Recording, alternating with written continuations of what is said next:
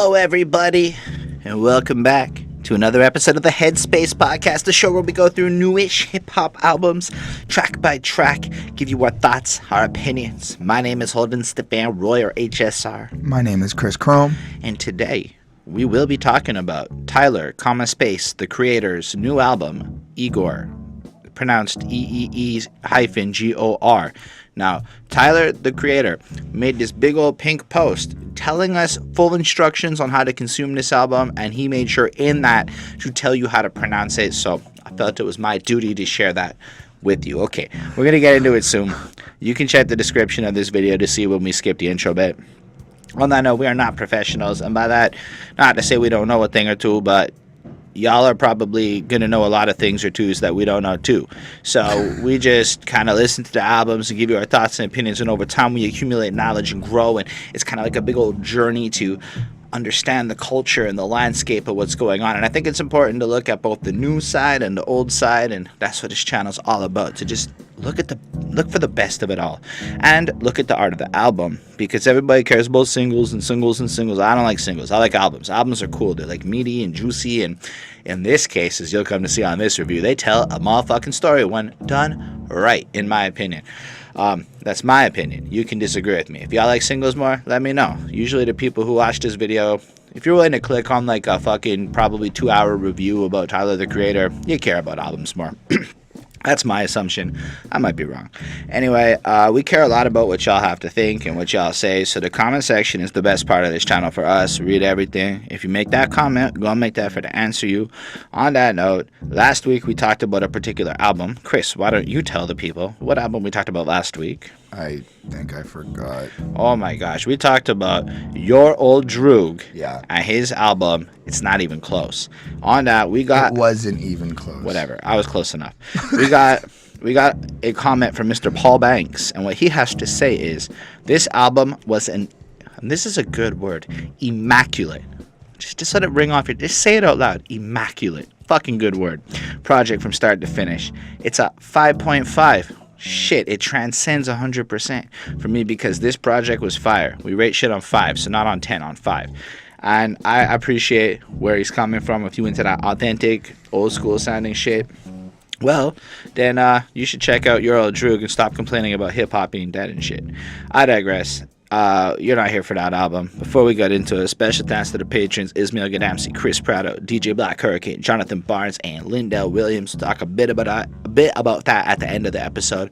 On that note, Mr. Christopher, why don't you introduce who we will be talking about today? So, for today's Headspace podcast review, we are doing Tyler, the Creator's Igor album. Yes, that's the one that we are doing. So at this part of the show, we talk about how familiar we are with the artist, because that makes a huge difference in your understanding of their music and your appreciation of it. So if you've been down with Odd Future since day one and you've been listening to everything, you're going to feel a way about this album that might be different than, say, somebody who's discovering Tyler, the Creator for the first time and this is their first exposure to his music. On that note, Mr. Christopher, why don't you tell us how your relationship with Tyler, the Creator's music? Well, we have actually reviewed his last album, Flower Boy. Scumfuck. Scumfuck, Flower Boy, true. That was a good album. I really enjoyed it.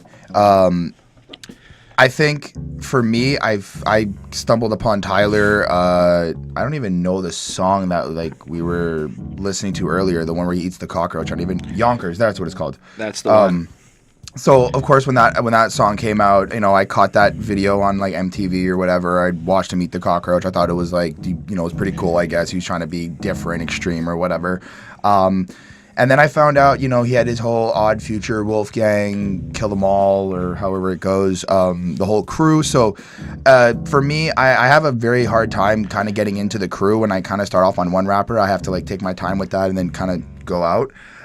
So I fell off the whole like Odd Future squad. But Tyler himself, I've heard him on different features. I caught him on the song with The Game and Lil Wayne, Martian versus Goblin, I think it's that. I've heard him on some other things. I've seen his little things that he does with A$AP Rocky. So I know who Tyler is. I know that he's kind of like out here having fun, wildin'. I really enjoy his fashion line. I'm actually really trying to find ways to get some of his fashion clothing. Tyler?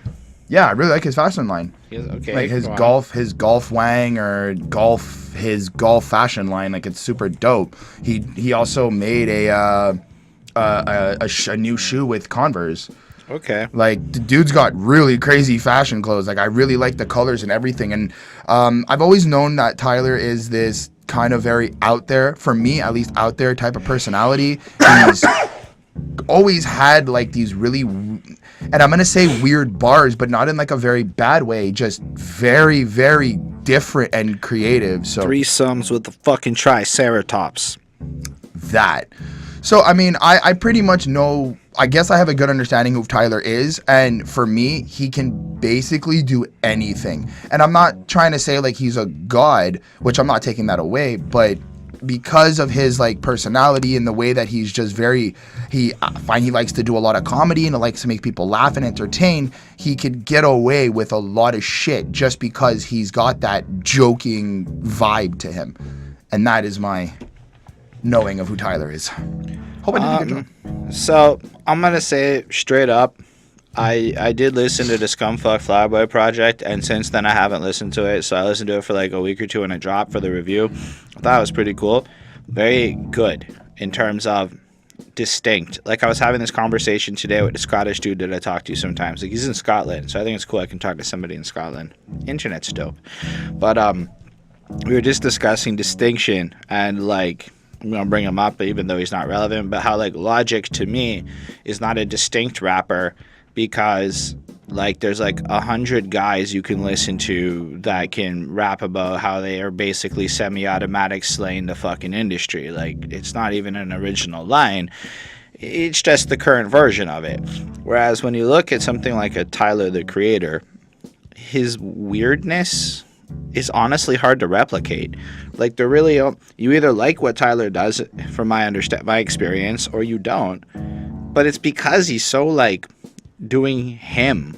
Like if I'm not mistaken, he makes a lot of the beats, at least on this project he made the beats, but like he does a lot of the production. He has like this weird vision. I mean, I know he used to get in trouble for excessively, let's say, violent language, according to some people, because some people can be a little bit sensitive. And but like I remember listening to Goblin and Bastard and the other one, shit, I even pulled it up so I didn't sound stupid. Fuck, I forgot what the other one is. The Wolf, that's the other one. And like they were really cool to me. The whole like 3-part story told out of order with like the therapist, like I said earlier with the art of the album, it was like not only did he kind of create, first of all, really distinct rhyming with a really distinct voice and flow and just shit you really weren't hearing a lot of. And I can't say like at the time when I was a bit younger it was my favorite, but I really respected what he did, and there were definitely songs that he had made that I found myself really drawn to. This is like 6-7 years back or whatever. And then I know Cherry Bomb came out, and at that point I just wasn't feeling it. Not because of his sound, just because of where I was at in life. And then I kind of forgot about Tyler until we did that review. But in general, I've had this like admiration for how he uses albums and like how he puts shit together. Because even like if we look at the Flower Boy project, like he comes out as being bisexual and everything in that way, and then he references track 7 just to make sure you go back and like catch that bar so that you get the point of shit. And like even like it's just the way he can use the album in more of a fourth wall breaking way to tell his story, I think is really impressive. Like, just to start off your career with like a 3-project series talking to your therapist over these darker thoughts that you might be having as a coping mechanism as a teenager and shit. Inventive and creative and like distinct, right? And so that was like my introduction to Tyler. Like, and you gotta keep in mind, it's something like guys like Hopsin and shit coming out, but like, all things considered, Hopsin, again, like he's really talented and he's incredibly skilled, but Odd Future has a branding thing where like these guys stand out. Like Tell Me Earl doesn't just stand out like Tyler, and these guys who listen to them are like, what the fuck, man? Like nobody can really replicate what they do, because when you try to replicate what they do, like it just sounds like you cop that shit. Yeah. And I think that's really incredible about Tyler. So I had all of that in my mind going into this project. Like, I was ready for whatever. I expected a little bit more rapping. Spoiler alert, I did, but that's fine. I got over that real quick. I didn't really know anything about it except that it was called Igor. Sorry, I even said it wrong. I gave my whole speech at the beginning. And then you see Tyler looking like kind of blasé on this pink background. And honestly, I don't know what to say about the cover. It's just there. I guess his face conveys a state of mind, so you know it's going to maybe not be the happiest project, but he really does look like an Igor, and I have to give him credit. That guy on that cover definitely has the name Igor. And Igor is, like, I don't know if it stands for something. I couldn't find anything. I don't know if it's a real acronym. So if any of you fans out there watching this happen to know that, it would be super cool to put it in the comments so other people can see it too. But yeah, what about you? Not much to say. I mean, the cover is self-explanatory. It's Tyler, the creator. He's there, pink background. The black on pink is pretty cool. It's kind of like a newspaper painted inkish black, kind of faded a little bit, so it's nice. Me personally, I think that it's just it kind of reminds me of a movie poster in a way, that kind of like when you go to the movie and you're picking your movie, which one you want to watch, and they're trying to show you like to get enticed in it. Because right under Tyler in the little bit, it goes, all songs written, produced, and arranged by Tyler Okoma. Anyway, I can't see it. It's small. It's his like actual last name. I apologize if I fucked that up. But I feel like he's using the album cover to already captivate you into the album. I also think that he's basically playing some character named Igor to convey the entire story. So instead of thinking of this as actually like this is Tyler's story, I feel like he's trying to just be like, this is a movie. You're supposed to follow Igor. This is not Tyler. So that's kind of what I'm also getting from the album cover too, and that really captivated me. Like, I was really, really interested already because the simplicity behind it changes it. I do see sometimes, album covers, they're very, I'm not going to say complicated, but they're bright, they're loud, they're this, they're that, and I tend to find that I like the more simple ones because they speak louder to me. Pretty much it. You know what? Let's go back to logic. If you think about the Everyone cover, everybody. Yeah, everybody. And how busy that cover was, yep. It made you not want to look at it. However, you're trying to wonder if Tyler has smoked a blunt here, or if he's on like pills, or if he's just emotionally numb. Like, as much as I might find it kind of bland, all things considered, you do actually like look him in the eyes a little bit and try to figure out what the fuck's going on. So maybe you make a good point there with the lack of busyness. Fair enough. Do you want to talk about Igor's theme? Let's do it. Lil Uzi Vert.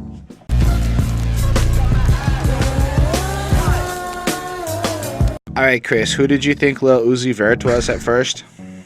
Okay, so first off, yes, I was very excited to hear to see that Lil Uzi Vert was on this song. Second, he sounds like Lana Del Rey right off the bat without any auto tune, or the Uzi tune, I'm gonna call it, because I prefer the Uzi tune. Without reading the lyrics at first, I was like, did Tyler really hook up with Lana? Like, that's dope. And then I read it was Uzi, and I was like, that's possibly even more dope. And not in the sense that I'm discrediting Lana. No, she's fantastic. She's great. But I feel like Uzi is showing some real diversity in terms of a little bit of vulnerability in terms of being natural. Like, I really think there might be some effects on his voice, but I think that's the most natural version I've heard of Uzi. I think they have effects on everybody's voice all over this shit. I'm not saying they're not. I'm saying that compared to what I've heard from Uzi and like the Uzi sound he uses. I would say instead of heavy auto-tune, it sounds a lot more like heavy pitch shifting to me. Right. So it's just a different effect. But in that regard, yes, I guess your point. But natural sounding, fair. I don't know. I've heard the dude talk. He doesn't sound like a high-pitched lady. Fair enough. Overall, I like the song. There's not much to really say about it. It's just Igor's coming. They're kind of presenting who Igor is. And again, to follow this whole like cinematic feel that I have, I went into this song and just replaying it a bunch of times. I kind of started like that movie where you're just figuring out and just visual representation of what the scenario is right now. And I kind of feel like we're just we're kind of getting like this over bird's eye view of the scenario of like Igor walking around and just kind of like you kind of build that picture of who Igor is in your head, and at least for me, in like society, walking around and kind of feeling like a little bit disconnected, a little bit jaded, but the anthem feel to this is just amazing. The production on this song is, I'm not saying it's out of this world, but it's really captivating, at least in my eyes. At least for me, I really, really enjoyed it. I thought it was a really great way to start the album. I did land it at a 4 just because it's more of just like a instrumental feel. I know that there is lyrics to it, but it doesn't, they overpower the lyrics and the vocals with the song, with the instrumental, which I will comment on that a little bit later. But they do that, so I feel like it's more just trying to set up the context of the album and the theme. So I left it with a 4.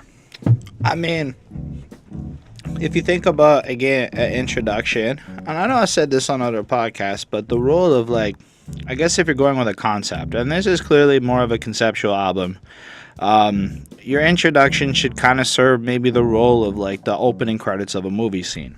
And I think that's what IGOR'S theme is doing for us. I mean, can we just comment for a quick second on how the motherfucker didn't put the featured list on it? Yep. I mean, I don't understand why people do that. As much as you don't put it there, it is featuring Uchis, sorry if I said that wrong, and Lil Uzi Vert. And like almost every song on this project is featuring somebody, so it's just, why do people not do it? Anyway, maybe it's just to make it an all-encompass project, or maybe it's to like artsify Igor. I don't know. I just put the damn features. That's my opinion.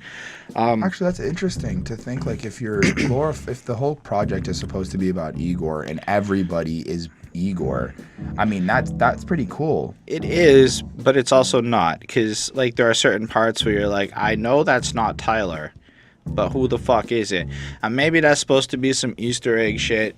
Personally, I don't find the Easter egg shit all that fun in that regard. That's just my thoughts.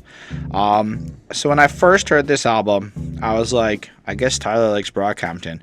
But then I found out Brockhampton is apparently compared against Odd Future. So I guess Brockhampton likes Tyler. And then I was like, okay, that all makes sense. But this album really, from like the beginning, really made me feel like Iridescent in parts of it, or maybe Saturation 3. And I haven't been listening to all of what Odd Futures produced, so it's entirely possible that Brockhampton does kind of cop their style a little bit. Well, didn't you check out the Earl Sweatshirt album? Yeah, but that didn't sound like Brockhampton, and that also came out like now. So maybe this is like the old sound or something. But in terms of like Kevin Abstract is who I felt that Tyler was very inspired by, with the more singing, pitch shifted, experimental flow, maybe stepping away a bit from rapping per se. And he does tell you in his instructions, this is not Bastard, this is not Goblin, this is not Cherry Bomb, this is not what. I'm like, fuck off, Tyler. Well, but it's like, come on, dude. I get what you're trying to go for, to enjoy the album. And he literally says, to enjoy this album with the greatest experience, you should listen to it from beginning to end, uninterrupted, focus on it. Really, to me, like, I get what he's trying to do with that kind of pompous ass messaging, but it just is so pretentious to be like, my piece of art is this significant. I mean, you know what? You should always listen to an album like that. Not just like Tyler's album. If you want to give any artist the real credit they deserve, the first time you listen to their project, at least seriously, you should give it that attention. You should put it on and play it from beginning to end. You shouldn't skip songs and shit. That's how you listen to an album. That's how I listen to albums for this project, this whole channel. So I read his instructions. I'm like, for me, I was like, thank you, Tyler. Thank you for telling me how to listen to your damn album. Okay, I had to get that out of the way. I just did. I just wanted to comment on that. Because I interpret it differently, because I follow Tyler on Twitter. And from what I understand, he also wanted us to like be doing stuff, like not actually, yes, focus on it one time, like, but also kind of like play it in the background. So doing stuff was meant more, not like actually doing shit. He meant more like walking, pacing, or it even says lying in your bed with headphones on, or riding around town. But like that's kind of playing into like right. But literally, he also says, or lying in your bed with headphones on. Yeah, however you want to experience it to the full experience of how you want to do it. Which his main point, though, is don't skip the fucking songs. Listen to it in order to get the full concept of this album. Yes. On that note, you listen to this introduction, and it comes in, and it's very instrumentally driven, but in a really thick and rich and full kind of way where it kind of sounds emotional and it kind of sounds intense. And the lyrics in this song are very vague, like 1 running,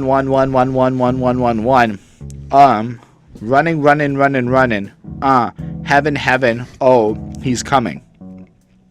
Obviously, this isn't really about the rapping or anything like that. The way he's singing it, he's layered into the music almost like an instrument, kind of complementing this like harmonic sound situation that's just going on. And honestly, when you look at his role as the producer, meaning he arranged all the music and he put this all together, it is absolutely fucking incredibly and immaculate. It's the type of shit people praise Kanye West for doing back in like his gloriful days. And I see Tyler like creating something like that immaculately well thought out in terms of the production on this project. And then riding around town, they gonna feel this one. Riding around town, they gonna feel this one. You know, Uzi singing this out. Got my eyes open. And it's just almost like if you are gonna listen to this album properly, you're gonna feel it, you're gonna understand it, and it's gonna inspire you and all that other shit. And that just repeats a bunch. And then it goes, yeah, hope, in the middle of it at a certain point. At the end. Yeah, I mean, that's fine. I guess that's a 3-6 Mafia little shout out there, which is fine. Contextually, I don't 100% get it. It does sound a little bit flossy, but it kind of has this outro where you're saying 1 1 1 1 1. Got my 1 1 1. First time you hear the album, that doesn't mean a lot to me. Now that I know the story of the album, it's clearly talking about the one that this person, this Igor, is interested in. So the theme starts off, and if you kind of now picture it like you know the story, it comes in, and it's this little movie setting. It's going to be a little bit of a romantic situation, maybe a darker one. And it's all like, you can picture almost storm clouds and shit, and he's cruising in his car. And this is what I'm picturing. And he's getting a little buzz, and he looks down, and he sees somebody. He's like, come on over. And he's like cruising on over. You don't see who it is yet. You don't know what it is, but that's as far as it's going to be, because he's getting to his one. And I thought that this was a brilliant introduction. I also think that the 111, I mean, he's also playing ties to going back to other albums. Tyler has used this particular sound up here in other works, such as the intro to 48 and Wolf. So, like, that it is also a sample shows he's that, like, used. He's kind of connecting his album as well. Like, he's still being consistent with that, like, like when he did listen to track 7 and stuff like that. So, like, he's still showing that he's connecting his albums, which is cool. Fair enough. I mean, I think that from a composition point of view, if you're looking for like a sonic experience, this is pretty incredible. I'll be honest with you, from a preference point of view, it's not my go-to. I don't really think that I'm gonna go put this on a whole bunch unless I'm planning on listening to the whole album. But if I do want to talk about quality introductions on concept albums that really like are next level, this is one of the greatest starts to a project that I had no idea I was getting into, that I've heard, really. And I think it's just immaculately put together. So I gave this shit a 4.75 on 5. Like, it's, again, preference is keeping me from that point, but I am beyond impressed with Tyler's ear. So yeah, why don't we move on then and have a little bit of a earthquake.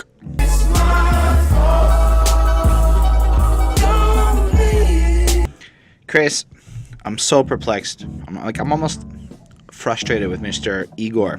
He had one job, right? One fucking job. He couldn't put fire anywhere, right? Because if he put fire, that nice director lady standing on the side, she's allergic to fucking smoking shit. And all he had to do was get through his performance without fire in any way. Couldn't smoke anything. No. What does Tyler do? Sorry, Igor makes fire, and she freaks out and shit. No. He doesn't just make fire. He is standing there doing his whole song thing, and then he suddenly is now playing piano as Playboi Carti does his verse, because Playboi Carti's not in the video for some reason. And then the piano starts spinning, and then the fire starts, and then Yeah. So he had pyrotechnics ready to go in his set. Very rude, very inappropriate, very not okay. I don't know. The video is goofy. It is, I guess, is goofy. Actually, it kind of fits. It kind of fits. Now that we're talking about it, it kind of fits because the verse that Playboi Carti does, I don't even actually think it really fits the song. To be fair, it was good in terms of like the flow, the way he delivered it, but I mean, it was just mumble rap and just sonically good. Reading it, I was like, okay, you're smoking, you're rich, you don't care, and you've got a bad bitch. The line I liked was, and she wicked, hold up, yeah, like, whoa, Vicky. Only because for some reason I know who Whoa Vicky is, and I thought it was a funny little like jab at her because I think that girl is completely beyond me. Anyway, on top of all of that, I think that in trying to connect it to the video, the way that Tyler spits his verse and the way that he like kind of carries it. Spits is a strong word for Tyler. I'm just saying that he does the verse. I don't mean call it like singing. Okay, he sings the verse, but he does have this like this feel to him, like, because you make my earthquake, I don't want no competition. No, you don't want my conversation. I just need some confirmation on how you feel. You don't want no complication. No, I don't want no side information. I don't even know about the cause I'm for real. But the way that I feel like he's trying to present it kind of matches up with like the macho man, I'm gonna save you type of fireman. Like he in a way he looks so goofy in the video, like this awkward guy. But he becomes the fireman and spits his verse, is what I'm saying. So when he spits his verse as the fireman, after his earthquakes and he falls down and he burns his face because the fire went out, because the fire came up, right? As the fireman, I feel like, you know, when you look at a fireman, he's supposed to be big, macho, and save your fucking life. That's kind of how I feel he's presenting the verse. Is he just wants to know what his partner it wants. Like he just wants to deliver and do for whatever it is for his partner in that way. Like, you know, you don't want my conversation. I just need some confirmation. Like he's acknowledging what's happening, but he's trying to be a man about it, macho man, fireman, and fucking have a conversation about it. That's why I think it actually kind of works now that we're discussing. Can carry on. I interrupted. Okay, I don't take the song like that exactly. I mean, clearly this is like Tyler or Igor, right? Because they're not the same guy. Spit this kind of feeling like when you first meet somebody who is just astonishing. Like you look at this person and they are the bee's fucking knees, right? And then you're hearing for real this time, for real this time. If you're thinking about shit like love, for like relationships, I mean, most of us in our late 20s, Tyler is 28, have had a couple of failed relationships in our lives and have fucked some shit up, if you know what I mean. So you have that bitch that cannot fall short, and you have this little juxtaposition. It's almost like you're hoping that this is the real shit, this is the romance that you've been looking for, but simultaneously in the back of your mind, maybe it is that machismo. Yo, I gotta beat a man in this situation, right? And then it says Dev Hines on Genius, but it sounds like pitch shifted Tyler to me. The singing, cause you make my earthquake, or you make my earthquake, riding around, which kind of ties back to the last song as we really think about it. You know, that's just kind of cruising around.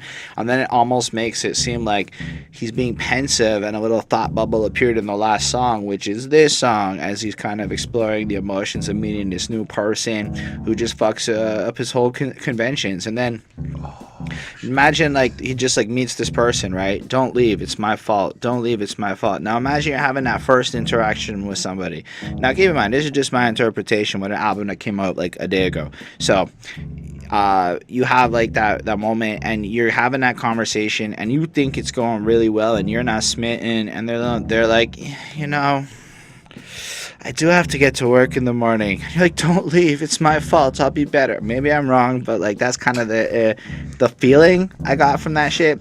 Because when it all comes crashing down, I'll need you, because you realize this person is so significant. Or maybe just in general, it's that insecurity of not being impressive enough or whatever. And then I kind of thought maybe Playboi Carti takes on the role of the love interest of Tyler, the Creator's character, Igor. He's kind of flossing. He's with Tyler, yeah. You know, he's chilling in the car, riding around.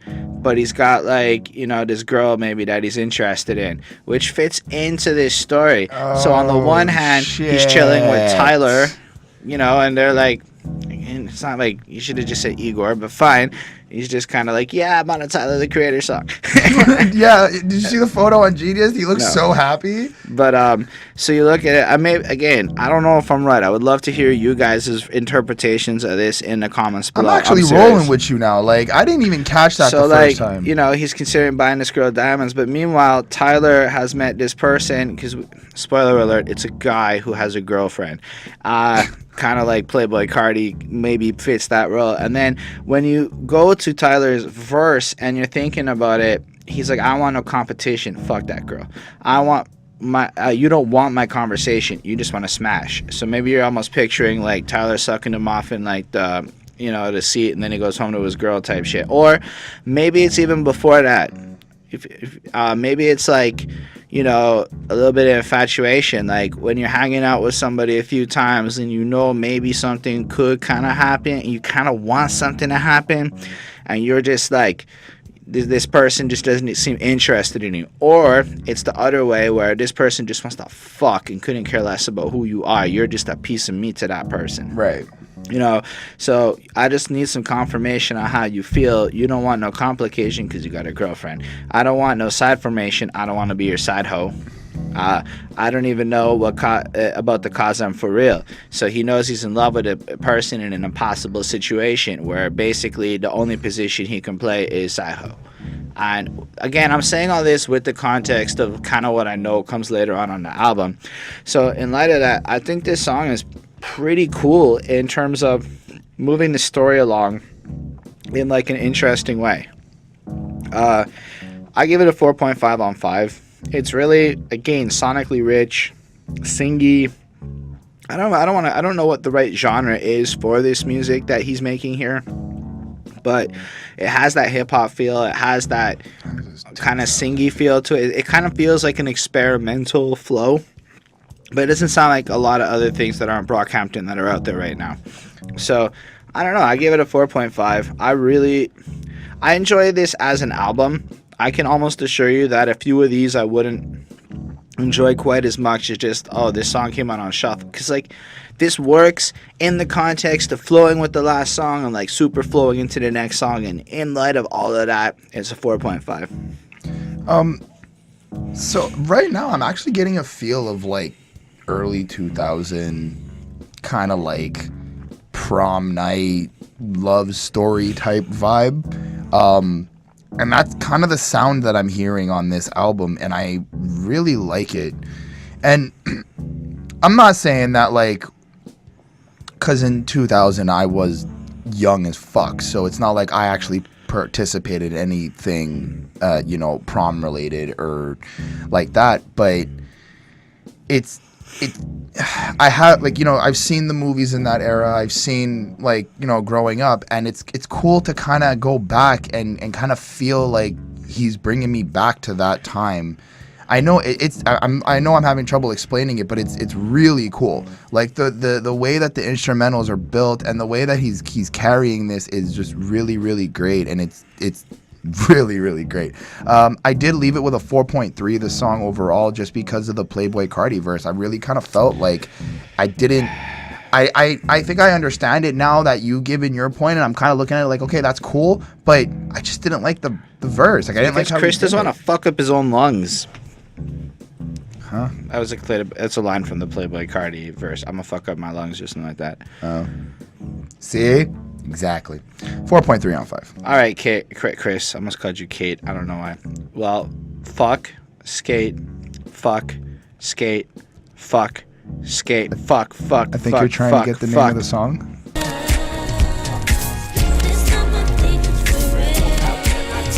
Shit, man. Now we're debating this because Genius updated from fuck to 4. No. And now I'm like, here's what I'm hearing. Full. Not 4. Not fuck, but full. Like, oh, I'm fucking frustrated. So I'm going with fuck, because fuck just sounds more fun. But I'm sticking with fuck. It's like the premise of my whole song, of how this song goes. still, maybe we're wrong, but yeah, hey, this is like the greatest beat on the album. This is a fantastic fucking song. So like, I don't think that I really like it. Just comes in with this like fuck or four, whatever, and then it's just like fuck skate, you know. I like the idea of shit. What? Okay, so I'm reading. I apologize for cutting him off, but I'm reading the Genius annotation, and from a song or two ago with the one, right? So apparently, I didn't bring it up because I didn't really think it was. So it's a 4. It's the 4 sampled in the backing vocals throughout the song ends the countdown started in IGOR'S theme. So apparently, there's like in IGOR'S theme with the 1, it starts the countdown to a bunch of the things. So it may actually be a 4, but I am not going to agree with that. I think it's actually fuck. It's just like 4 skate. I don't know. Well, I don't know, because now there's this whole countdown thing. But for me, with the skate thing, I think it's supposed to be fuck, because he's giving off this illusion that he's skating. He's in the process of skateboarding, trying to forget that he loves this person, and he's just like, fuck. Remember, all the memories are coming back, and he's trying to distract himself with skating. I don't know where I'm going. Skate, the action, cool. But I know what I'm showing. Fuck. Like, he's showing love. He's showing weakness. He's showing this. Feelings, that's what I'm pouring. He's trying to distract himself. Skate. What the fuck is your motive? Fuck, because he's thinking about it again. So I feel like the consistency between the fuck and the skate is supposed to act as this actual action, and you're supposed to kind of be at the skate park with him, and every time he fucks up, he screams fuck because he's too busy thinking about the partner or whatnot. Man, I wish you would call me. Skate. See, he's thinking about the phone call. He's probably looking at his phone, but he's trying to distract himself for skating. This song really, really got to me. By your name, cause I'm sorry. Fuck. Again, he's like thinking, and it's pretty much that throughout the whole song. What I did like was, cause I want you like Leon Ware. Fuck that. Okay, so dinner. Fuck that. Okay, wait a minute. Whoa, I dripped that shit. I am on skate. And it's like, while curiosity killed the feline, gone. And it's like, I'm still getting that feeling that he's thinking about wanting to contact this person. He's thinking about wanting to do something, but he's trying to distract himself because he's dealing with all these emotions, and he's all like fucking all over the place. Then we get the chorus, which I think I'm falling in love. This time I think it's for real. I think I'm falling in love. Fuck, skate. So even in the chorus, I still feel like he's trying to drive this point. Like, you're supposed to pretend that you're with him, and you're being distracted from whatever you're doing. And I kind of got that too. Like, sometimes I review and maybe I feel a certain way through a song, and I'm just like, fuck, now I'm thinking about something. I'm trying to distract myself. So it's really kind of driving home that point.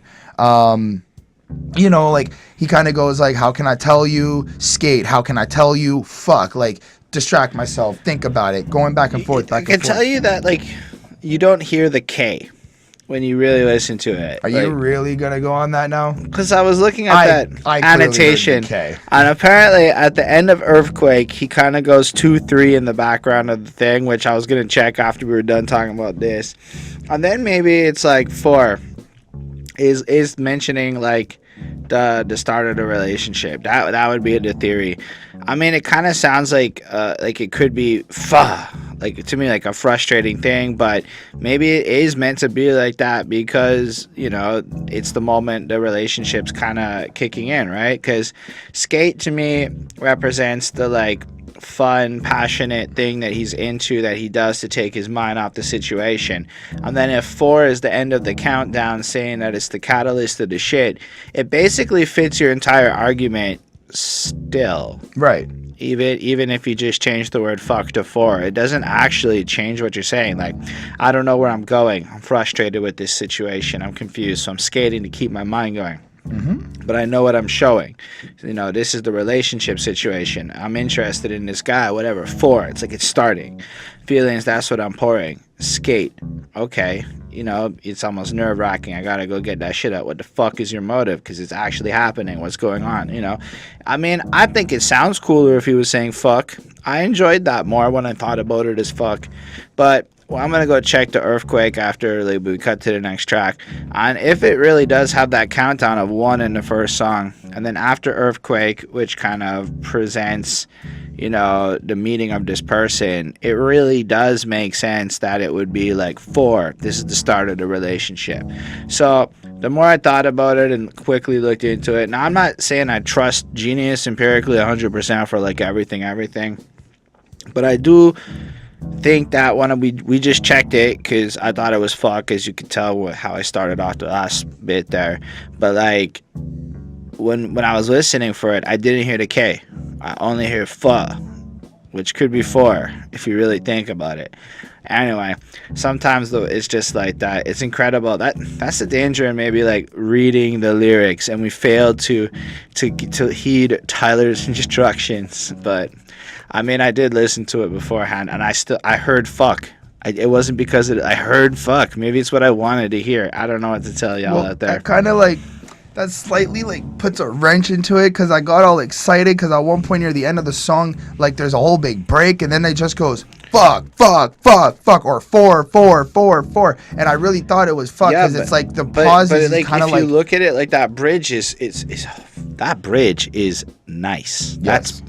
And the rhythm section kind of explodes and shit. Now, if you think about how the music is kind of been paralleling this super emotional shit of it, like we have that second verse, wasted boy, I need your attention, I'm off balance, I need your fixin', I'm your puppet, you are Jim Henson.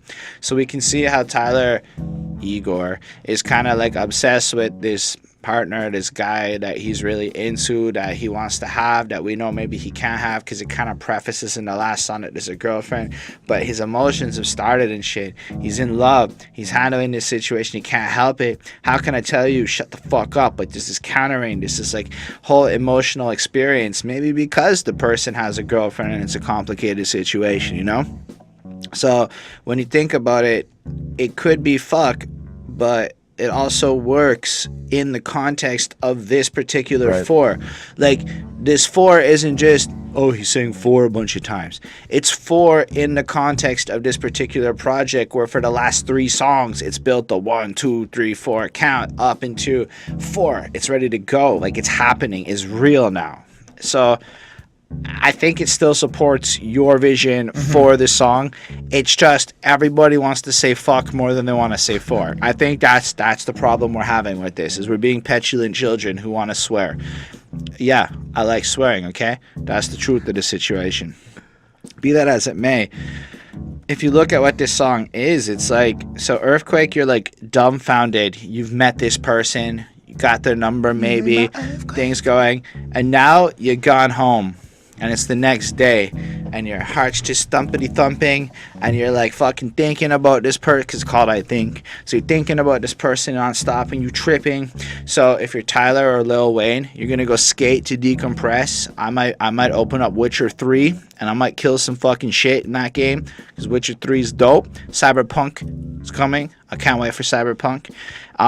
And that would be like, you know, just, but at the same time, you can't stop thinking about this person, and it's that back and forth that even when you're caught up in your activity, like I cycle to work now, I can actually compare that exercise aspect. Man, your brain just fucking races. It's almost meditative to put your body through that physical exercise. So then Solange, who I don't know if that's Beyonce's sister, but I don't think it's the same Solange. She's there singing it along with him, and I think that she kind of adds that element that really makes it just nice sonically, but I don't know why she's there. I think Tyler could have just done it on his own. Either way, one of my favorite things is when he goes, take it to the bridge. Yes. Dirty slave, I see you shine. Well, that's what he's like taking it from. Yeah. If you don't know what that is, well, I know I sound like shit on that. That's okay. Still, this song is brilliant, dude. This is an incredibly standout, like this one I can listen to on its own, like just the beginning, that rhythm, like the beat is crazy. Like I had to stop and play it for Bonnie. It was so good, and her toe couldn't resist. It just started. It couldn't help it. It was tapping along to it. 5 on 5. This shit is ridiculous. I gave it a 4.7 on 5. That's basically a 5 in my world. I mean, fair. I don't hate it. I actually really like it. The beat is stellar. Everything on this song is really great. The fact that we were able to have a side debate about the fucking the 4, that proves like this song does have more depth to it and more meat. So that was pretty cool. It also goes to show you should listen to projects more than once. And when you're listening to Igor, you should do something like walking or something. Go on, Chris. I mean, I guess be active. But no, I'm leaving it with a 4.7. I mean, if I'm going to give something a 5, then I know that I'm going to probably go back and listen to it for sure. This is something I wouldn't skip. Playlist, definitely going to be on a playlist, but I don't know how quick I am going to go put this first before. Okay, well, exactly what you run from, you end up chasing. Right? What you run from, you end up chasing. Like you can't. Now we start another continuation point on this project. Oh, we tried to hear it at the end of EARFQUAKE, but the speakers that actually play out to the room are shit, and I don't know if it's there or not. So our conclusion is, can you tell us if this 1, 2, 3, 4 thing makes sense to you? Anyway, now we move on to Jerrod Carmichael, who did an interview with Tyler, as I understand, and then yeah, so he's speaking some shit. And this is another continuity point of the project. So if you think about it, after I think we have an Igor who is like interested in this guy but doesn't have him yet. So then you get this point, exactly what you run from, you end up chasing. Like you can't avoid, but just chasing it, like trying, giving it everything that you can. There's always an obstacle. So in a sense, maybe he was running from love for a while and he meets this guy, his whole world's shattered, he's ready to go for it, he's going to chase it because, well, it's time, but there's an obstacle, something that's going to be in the way. We'll find out what it is, I guess, on the next track is kind of the point. But what's interesting is this dude, in case I forget to bring it up later on, because sometimes I forget, he's got, like, this isn't the end of this little paragraph thing that he says. This is just like the first half, and then the rest of it is laced in throughout the rest of the album to kind of comment on the different updates to the story that we've had.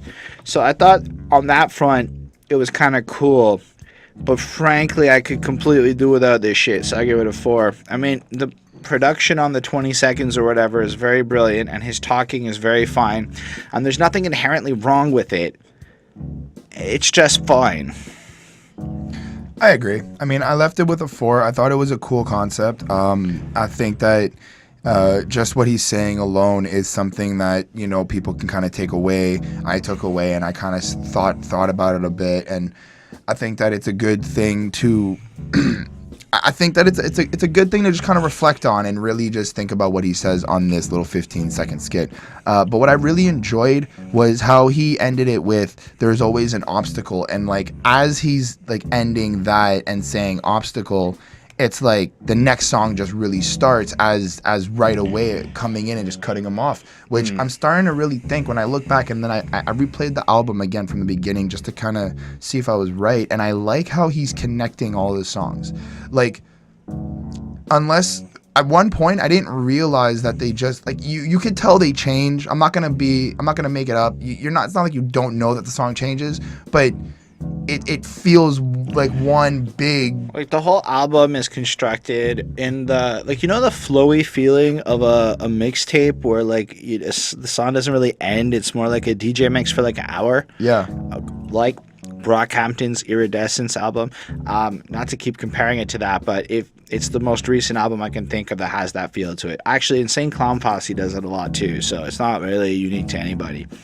So yeah, like that. But like every song, it's like it's meant to be heard as a whole, as opposed to individual songs that you can pick and choose from. Yeah, so that's what I liked about it. Give it a 4. So if we keep talking about this skit, well, we'll be running out of time. Frank Ocean.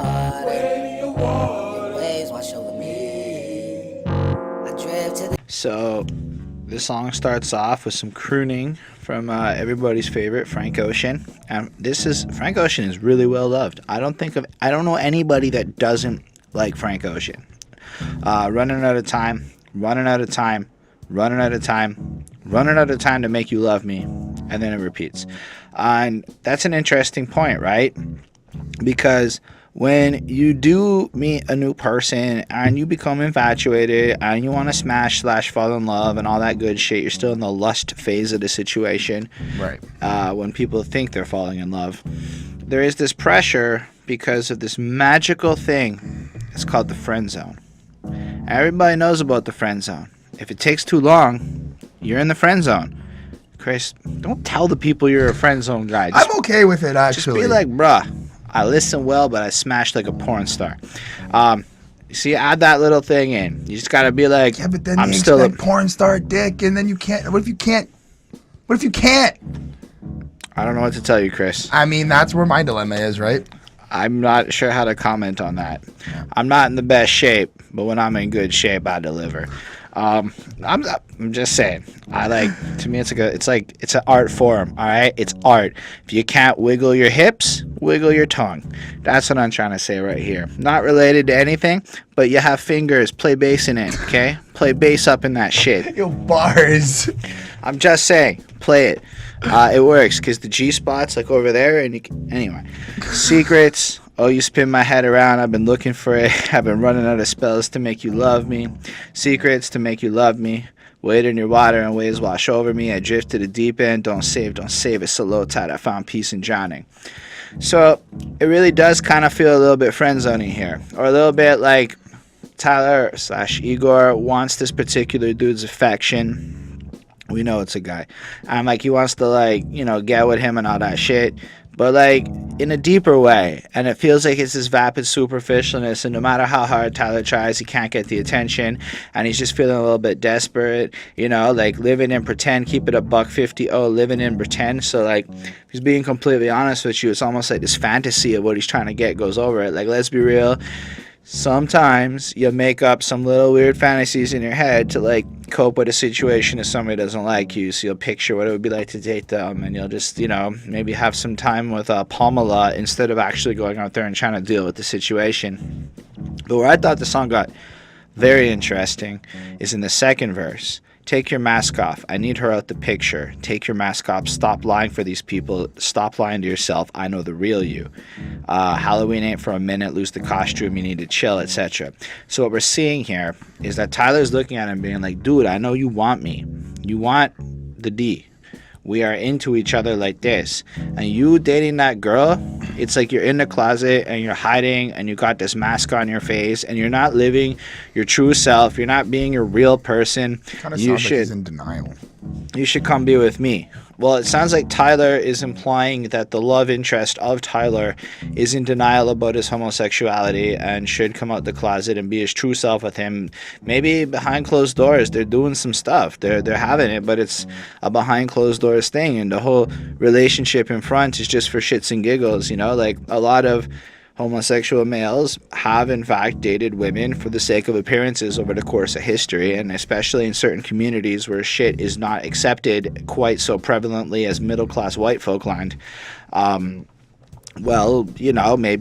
it's a little bit harder to be openly gay, is what I'm trying to say. So I think that this overall is just an interesting fucking song, but at the same time, the fact that it's a guy on guy or whatever is kind of irrelevant, because I've never really hit on guys ever in my life, but I've had all the emotions Tyler's feeling. To me, this is a very relatable album, especially in my more pathetic days of dating before I developed any semblance of age and wisdom. So I think it's super honest and super legitimate and super real. And again, it's kind of flowed into a different energy with the beat,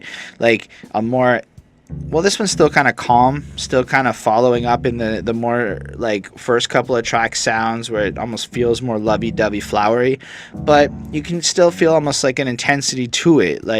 The emotion has changed a little bit. We're not at excited, hopelessly in love. It's almost a little bit more desperate in just how the song is actually sounding. Still, this R&B kind of singy style, it's not really 100% my favorite genre out there. While I appreciate how well made this is, I'm giving this a 4.25. It's really good in terms of within the realms of me liking something that is not really my cup of tea. I actually really liked it a lot. For me, I interpret it as, okay, so the intro, Frank Ocean is going, you're running out of time, kind of self-explanatory, you know, you feel like you want to make this person love you, you're running out of time, you got to try to figure out how you're going to do it, how you're going to lock it down. Cool, that's fine. But on the first verse, I feel like half the verse is Tyler and half the verse is Frank Ocean playing Tyler's love interest, responding to Tyler. So we start off with Tyler going, oh, you spin my head around, my head been around, I've been looking for it, I've been running out of spells to make you love me, secrets to make you love me, keep it up to make you love me. And then I feel like Frank Ocean kind of goes, wade in your water and waves wash over me, I drift to the deep and don't save, it's a low tide, I found peace in drowning. And I feel like he's the love interest who's trying to explain to Tyler that he's dealing with whatever relationship they have, but he's kind of dealing it from afar. He doesn't really want to be saved, but it's not that deep, but he still kind of feels trapped. So I look at it like, if you think about Puppet later on the album, Yep. and the idea of Tyler's submission to this other person, Yep. and then you think of it like, I want to wade in your waters. So the guy that Tyler's infatuated with, and wait, your world washes over me. Tyler's drifting off the deep end. Don't save. It's a low tide. I'll be found peace in drowning. This, to me, I take it like, have you ever been friend zoned and you want to be with that person so bad, or like you want that relationship and it can't happen, and you're willing to go through any masochistic amount of patience to sit there through the situation, and you found peace in this pain and drowning inside of that moment? That's how I interpret that second part, still being Tyler the main protagonist, not the love interest guy speaking back to Tyler. Well, I'm not saying you're wrong. I'm saying... No, it's just that scenario is very accurate. So, I mean, who hasn't lived that shit? Everybody watching this has lived that shit, except for maybe 2 or 3 like guys who may have been very lucky in smashing since they were 12. I don't know if that's actually lucky. Maybe it's not that good. I don't really know what to say about that. I get this a 4.25. Sonically, it's aight. Thematically, it's amazing. Right. I do like how in verse 2, Tyler kind of like confronts his love interest, and he's like telling him like, take off your mask, I need you to be real with me, stop lying to people, and like that kind of like taking a stance was really cool from Tyler. I really enjoyed the song. I really enjoyed the beat. I really enjoy the flow. Honestly, I don't know why I'm enjoying this, because it's not the rapidy rap that I really like from Tyler. Because it's well made. But it's really, really well made. I actually landed this song at a 4.6. I caught myself repeating this. The way that Frank Ocean and Tyler mix together. And I've never heard a Frank Ocean song. Everybody told me I should. I just never got around to doing it. This is literally the first time I hear Frank Ocean do anything. It is great. All right. It is great. I left it with a 4.6. New mod what? New magic wand. Why I fucked that up. Give me your money, punk. That's a gun. It's a finger gun. New magic wand.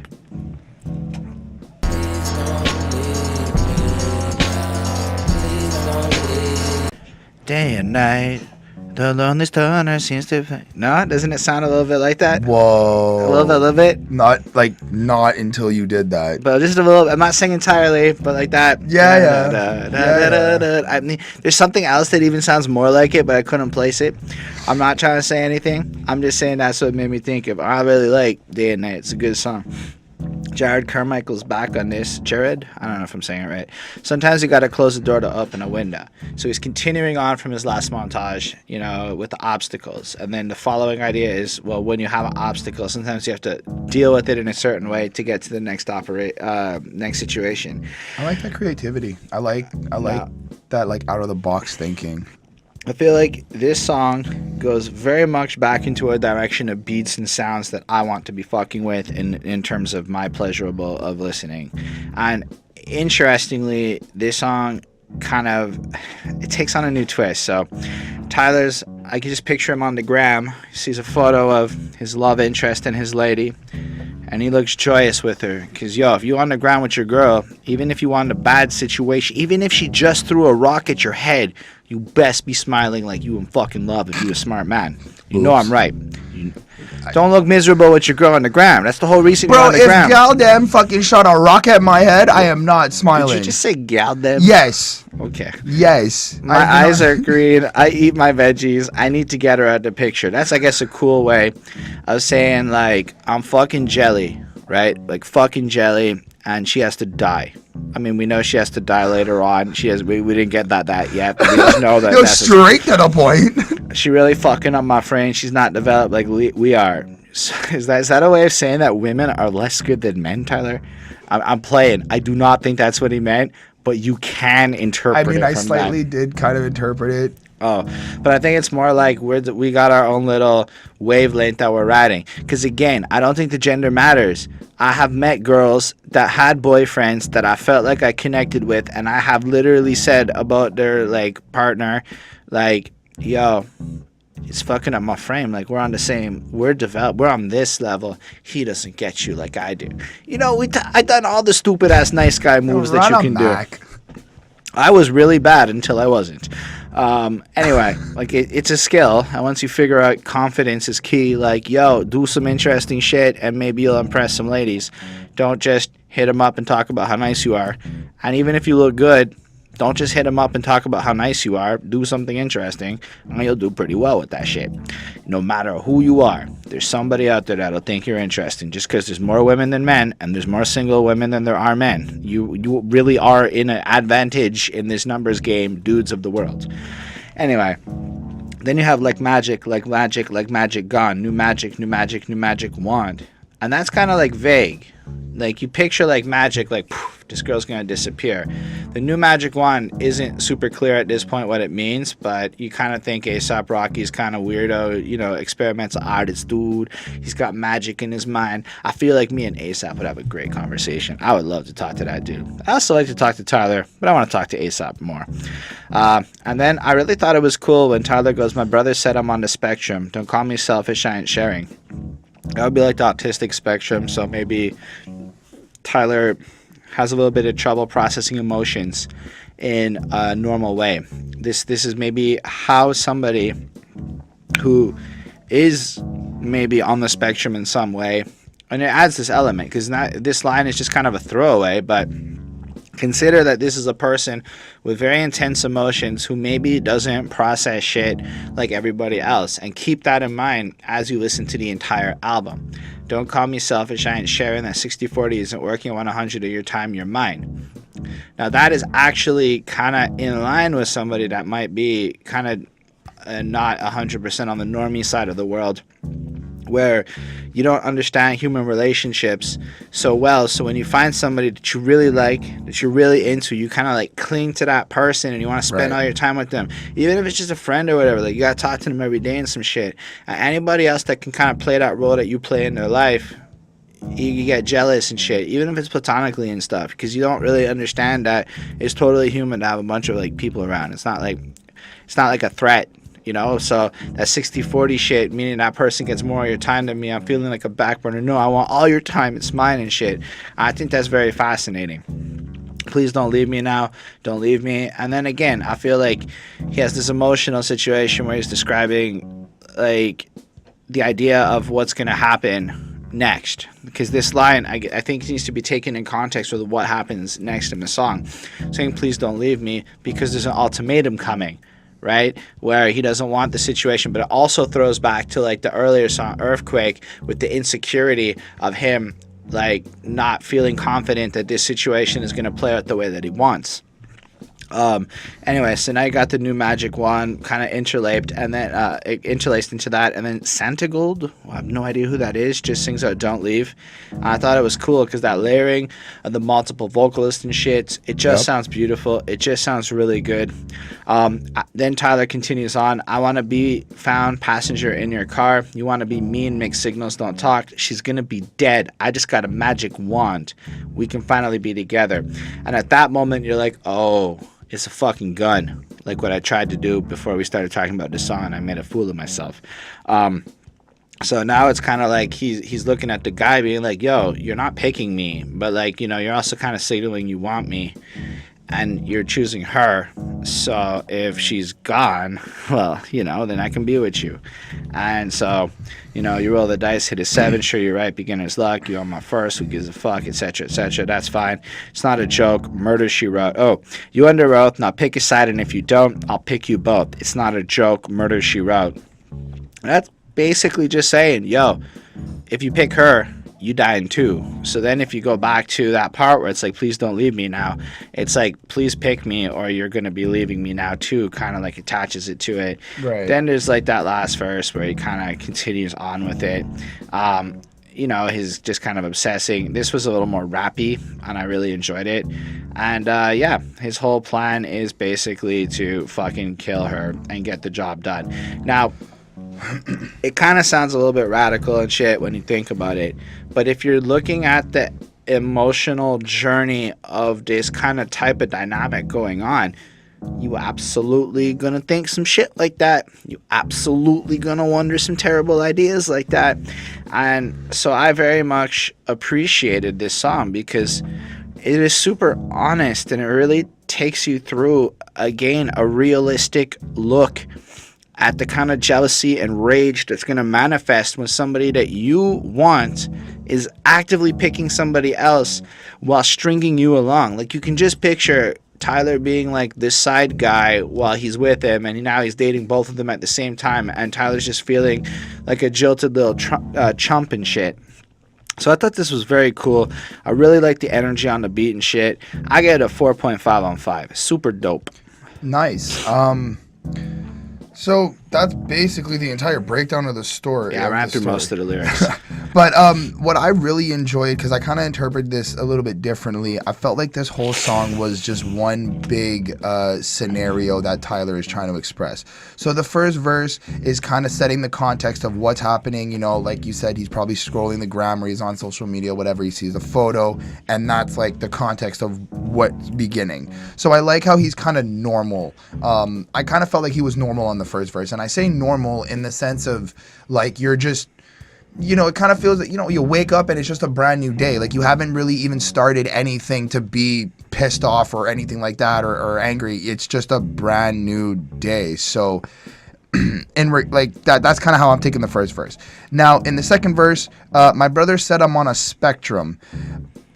Now, I feel like the spectrum itself is like crazy scale. Like, right now you're here where you're like sane, but you're on the level of becoming insane over like this obsession or whatever you have. And the way that he spits that, like he kind of plays out the second verse, it kind of sounds like he's shifting in a way, like compared to the first verse, it sounds a little bit different, like he's turning into someone else.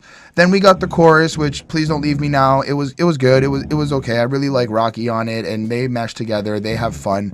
And then on the third verse, you see that he's started to switch. You see that he's kind of accepting what he wants to have happen and what's going on. I want to be found passenger in your car. You don't want to be mean, make signals. And then he's starting to accept like this, like, she has to die. This person needs to be dead. We need to get rid of her. We need to get out of this. And then we get the bridge. And I like how the bridge kind of like symbolizes Tyler now. He's accepted his decision, I feel. I think that he's kind of rolling with what he wants to do, but he's now trying to convince himself. So you roll the dice, hit a 7, sure, you're right. Beginner's luck, you're not my first, who gives a fuck? Your other one, evaporate, we celebrate, you're under oath, now pick a side. If you don't, I'll pick you both. It's not a joke, murder, she wrote. But I feel like this is the trying to convince his partner of it's his partner's fault. Kind of like releasing all the guilt that he may have of having to take a life or do whatever. I feel like he's trying to project that onto his partner. And then in the fourth verse, it's basically just this big old summary of what the entire song was in one big verse, ending off in like, I don't know if this is real, but it's like, it kind of changes. And now he's kind of like trying to, I think he killed her. And then now he's trying to like hide it, or is that just like the It's imagery? still all his fantasy. He hasn't Okay. actually killed it. And you know that probably, I would say I believe that because of what the next song kind of flips the whole script on the gun, right? Mm-hmm. So like, this is just a feeling. I think each of these songs is meant to be like a feeling as you go through this journey. Like at one point on this album, I don't remember what song it was. I had Facebook open. I was ignoring Tyler's instructions, but there was this roller coaster thing from Canada's National Wonderland, whatever that fucking big theme park is, and it was just like a 3D fucking camera on the roller coaster. And so I'm watching this roller coaster do its loop to loop while listening to this album for a quick second, and that really like. I mean, everybody knows the metaphor of a roller coaster for emotions and shit, but if you really think about what this album is, in a great metaphor for it, is that roller coaster emotional ride of being in love with somebody. I'm going to rephrase love as lust. Being in lust with somebody who is absolutely with somebody else, who wants both of you, but is choosing that person. You gonna feel that rage inside, like Tyler is feeling here with his new magic wand. I mean, maybe he literally kills her, but then that would drastically change the rest of the album, right? No, right. No, I agree. And because it's like a movie and shit. That's the only part that I really didn't kind of understand. I don't know if he's like maybe like envisioning that he wants to like do that or sort of fantasy, He's right? absolutely fantasizing about killing everybody here. Perfect. Well, I landed it with a 4.5. I thought it was good. Well, Chris, instead of the magic wand, the boy is a gun. As fuck, they show him no respect. The times, right? Yeah. So now I feel like, first of all, it's worth noting, how many features are on this song? None. We got to one without a feature. Unless I'm wrong and I missed a feature on this one, but I think it's just Tyler and some sampling. No, don't shoot me down. No, don't shoot me down. No, don't shoot me down. What a way to start this, right? Because the whole last song is kind of him fantasizing, copping a gun and shit, and having a gun, and going out there and blasting these people. And maybe he bought a gun, and his intentions is to go do it. But then, because of the emotional roller coaster song, it's immediately, don't shoot me down, which is a cool double entendre, because, I mean, you don't want people to die with the gun and shooting people, but also, don't reject me, which is fundamentally that fear of rejection that is driving Igor to want to cop a pistol and blast a motherfucker and his lady. And then the chorus, you so motherfucking dangerous. You started with a mere hello. You so motherfucking dangerous. You got me by my neck. Why these other lame to us? Because all these other lame as fuck. We show them no respect. You know? And you just kind of get this sense that, like, he's so into this person, and maybe other people aren't as cool. Other people don't respect the situation 100%. I'm not like a fully clear on this song because there's a lot of like shit going on, but like, you know, you just kind of get the feeling that he's got the gun, but maybe the gun is actually the boy after all, or some shit like that. I don't know, but still, maybe while he's with this guy and they're out and about and having their moment, it just kind of, they feel tough. It just feels right, you know? I think he's just honestly, like, I think a boy is a gun. I think it's because we now know, like, that he's come out of the closet. He's kind of explained what he is sexually, right?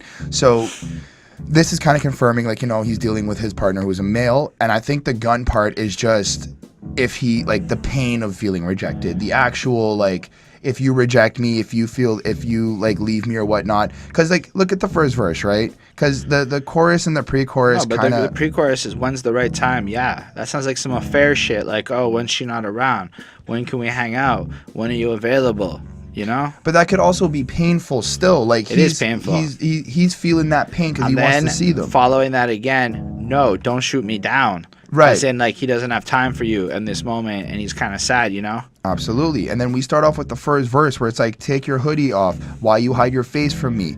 Make your fucking mind up. I am sick of waiting patiently. Like, I feel like he's feeling shot down, and he's feeling rejected, and he's feeling all of this pain because he still can't understand why his love interest is not accepting. And like, you've seen this a gajillion times in the movies, whenever that, like, side chick, mistress person is waiting for him to leave the wife, and a year goes by, and she's like, you said you were gonna leave her a year ago, and you didn't. I'm gonna tell her everything. And then shit hits the fan. You know, like, that would be like another movie, not this Igor movie. But, like, you can kind of picture that scene playing out. Like, how come you're the best to me? I know you the worst to me. And that's interesting, too, because when you are... So you got the top-level toxicity of being the second-tier person in this relationship of this little guy. And then, simultaneously, while you guys are having your moments, he's treating you, like, perfectly, blowing your mind and shit. Boy, you sweet as sugar, diabetic to the first degree. My spidey senses got me on the fences. Whole squad and Ginza traveling by Balenci. That one lyric means absolutely nothing to me, so I'm glossing over it. Big dog hitting wheelies by the 6-speed. Still, you get the picture, like, he's so into this bad dude that's just, like, impressive and makes him feel all great and shit. And then again, no, don't shoot me down. But, like, there's that mix in that first verse, like you were pointing out, where, like, dude is clearly not okay with the situation in the grand scheme of things, but when they're like, you know, like I said, when they're together, they're like nice, you know. I was gonna comment on the whole Balenci line. He's basically saying I'm rolling around in Balenciagas. I'm super rich. Oh, like, that's a fashion shit. Yeah, Balenciaga is like a brand. They make shoes, they make jackets. They're like really, really bougie. Like, look at the bag. That's fine. Like, you know, I go to Walmart. Anyway, this is Old Navy at rock here on this podcast.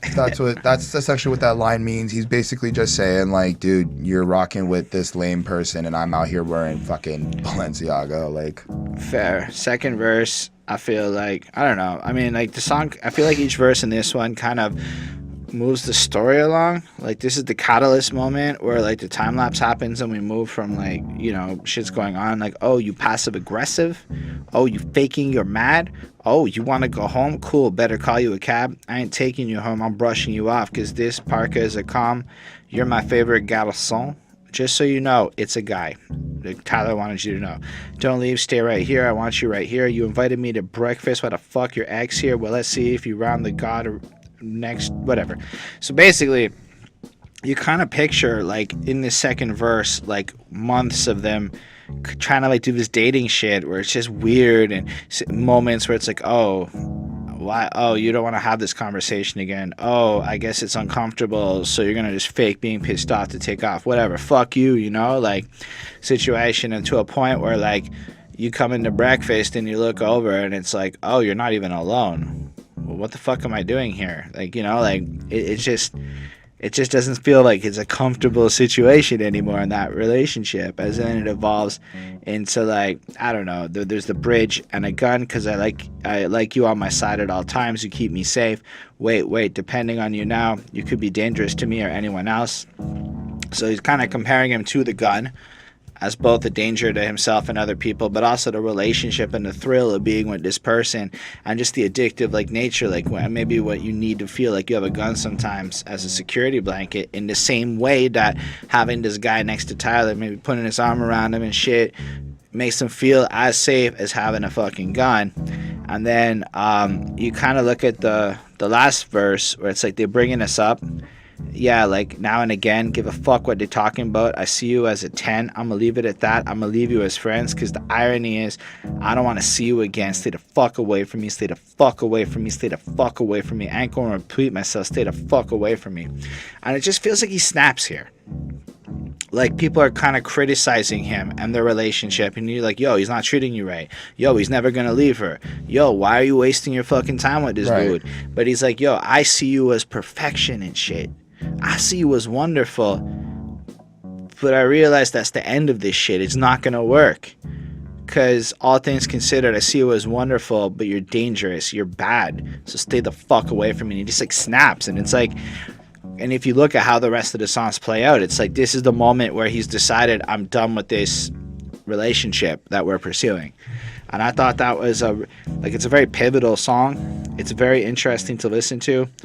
At around 1 minute and 50 seconds of the time count, I think it's 49 to 51, there's this guitar sound that absolutely reminds me of the intro of Wu-Tang Clan's Fourth Chamber.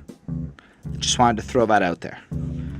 I gave this song a 4.35. It's really cool, again, from the thematic point of view. In the context of the album, is super down. Less so one I'm going to throw on compared to how much other great music's out there. But it's like, as a song, it's still wonderfully composed and put together and does everything else this album does right. I'll be honest. I don't actually have much to say. You covered everything. I gave it a 4. It's good. It fits the album. It's not a song that I'm going to go back to, like, heavily.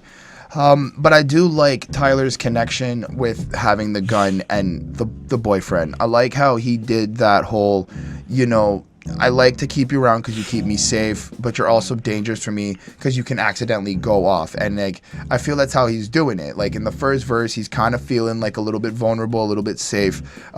And then in the second verse, you know, suddenly his boyfriend pops off and, like, now everything's all heated or whatnot, like a gun accidentally going off and, you know, you shoot yourself or whatever. And I kind of interpret it that way. I kind of interpret it as, like, yeah, you might feel comfortable as your pistol's on your hip, but, you know, it accidentally goes off. You shoot yourself in the foot. You're now handicapped, you know? So it's like, there's the relation that he made from the relationship and having the gun was super cool. But I don't know. It was a 4 on 5. I don't actually have much to say, to be honest. All right. That's fine. Honestly, I did talk a lot. I mean, I'm certain most of you watching this show over time know I talk a lot. But you know what I'm not? I'm not a motherfucking puppet. I don't know me. All right, Chris, go for it. I'll shut up. No, not this one. I'll shut up. Fuck. So Tyler's very vulnerable on this track.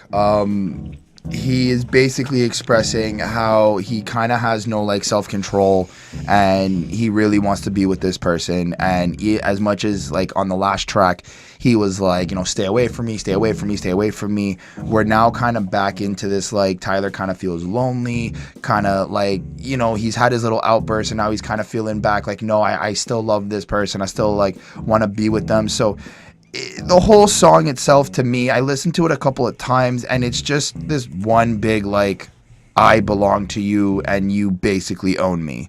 That's kind of how I interpreted the song. It was good. I enjoyed how he's being super honest. I enjoy, like, I want to talk. I want to call you and talk. I want to walk to your front door and knock. After I stop my vehicle, drive to your city because we live an hour apart. Like, just the genuine honesty and how he's just trying to be super just real with this person is just good. Like, it's super, super nice. Overall, I don't actually have much to say about the song because it kind of just sounds very repetitive. Kanye's up in the heezy. Yeah, Kanye went off my radar because he just breathed on the track. Kanye actually does some words. He says some stuff. He goes, you lost, son, and you've been trying to find your way to me. A, to me, he's on something that I hate to see. A to Z, not son, I'm going to take a breathe. That's actually pretty good rhyming. Run-a-thon, I just nothing, I'm going to take the breathe. That's not as good. On a first, light the weed. First. Yeah, first. That's Kanye's big contribution. No, but, like, so you gotta save Kanye's verse. You just gotta, like, imagine the context of this song again, okay, in the story of this relationship. Now, I've lived through Igor. Like, it's not just some shit to me. Like, Tyler is really documenting experiences I've had in my earlier 20s, especially. Like, when I was dumb and I didn't understand how to handle my emotions in any conceivable way. Yeah, this makes sense. So now that you've decided you're going to kill the motherfuckers and you realized you moved on, you started, like, opening up your eyes over the course of the situation. You realized that you're a little bit more valuable than you're being treated. You don't want to be that side piece forever. You want to have, like, that proper shit. Maybe you got your self-worth, so you cut that person off in your mind. Fuck you, go away, I don't want you around. And then what's the immediate reaction after that? Come back, I need you, oh my gosh, okay, I'll submit anything that you want, I'll do anything, just don't leave me again. And it just makes total sense because that is kind of the honest way that shit plays out, no matter how hard people want to front like the stoic and shit. The most hard motherfuckers out there, when they really fall in love, is going to go through some shit like this. If it doesn't go right. If it goes right, it's a nice different situation, in which case we can talk about the struggles of 5 years deep if you guys really want. But like, on the other hand, if you're in that turbulent kind of rebounding state, like, your emotions is fucked. Yep. So I want to talk. I want to call you and talk. I want to walk to your front door and knock. And after I stop my vehicle, drive to your city because we live an hour apart, line out your driveway and put it in park. Then do the third line of this verse. I want to walk to your front door and knock. Oh, shit. Tyler's like rapping, making you go back and check the earlier verse to get the line. Anyway. Then go back to my house and we pack up our bikes. And he's just kind of like fantasizing about going up to this person that they've cut off that they want. And now it's like the more really pathetic fantasy when you know it's not going to happen. You know it's not going to happen. But you're just dreaming about this idealistic best case thing. You feel like you're just this puppet. What do you need? Do you need bread? Yep. Do you need this? Do you need a hug? Do you need to be alone? I could wrap this up and get the fuck away instead. What is your wish? It can be granted. You're number one on my list. To you, I'm Santa. Where's Rudolph? You're parasitic. I do not have self-control. I'm starting to wonder if this is my free will or yours. And then he's a puppet. You control me and shit. So this is like a situation where Tyler's willing to do anything. It's just give me whatever you want. Just tell me anything. Look, I'll leave you alone if you want. If that's what you really want, I'll leave you alone. But if you don't, if you want money, I'll pay you. I mean, like, it's just that overwhelming, like, desperation of feeling completely lost in submission. Now, if you think about Kanye West as a person, he's a puppet too in how he feels and perceives himself, and in terms of how he gets used by media. And let's be real, half of y'all will read one of his tweets in a 39 Twitter thread and assume you know what the fuck he's talking about type shit. So, maybe for Kanye, well, you guys saw the Lil Dicky song, and I'm Kanye West. He's like his own little like thing out there. So when you think about his verse, it could be that he's talking to like he's like the older uncle friend guy kind of talking down like, you lost something, you've been trying to find your way to me. Or it could be that Kanye West is playing the love interest, maybe. Or maybe Kanye West is just kind of talking about himself. I'm not 100% sure. But it really fits the song in terms of confusion and needing to take a step back and like figure out some shit because it's very confusing and you're going to scream and maybe get some high. And then at the end of the song, we had the comedian dude from the interview going, but at some point you need to come to your senses. So you kind of look as the song breaks down emotionally, like even the music gets all kind of faded and shifty closer to the end of the song to imply that this is almost a person breaking down in their lowest of lows after cutting somebody their love off. So I think it fits perfectly. I think it works really well. My enjoyment of the song is less than others because stylistically it's not my preference, but I really appreciate how well put together it is. I feel like this album has a really solid consistency, and if you really like the first song, you're really going to like the whole project because it all is done with that. Like, he didn't cut corners anywhere along the way.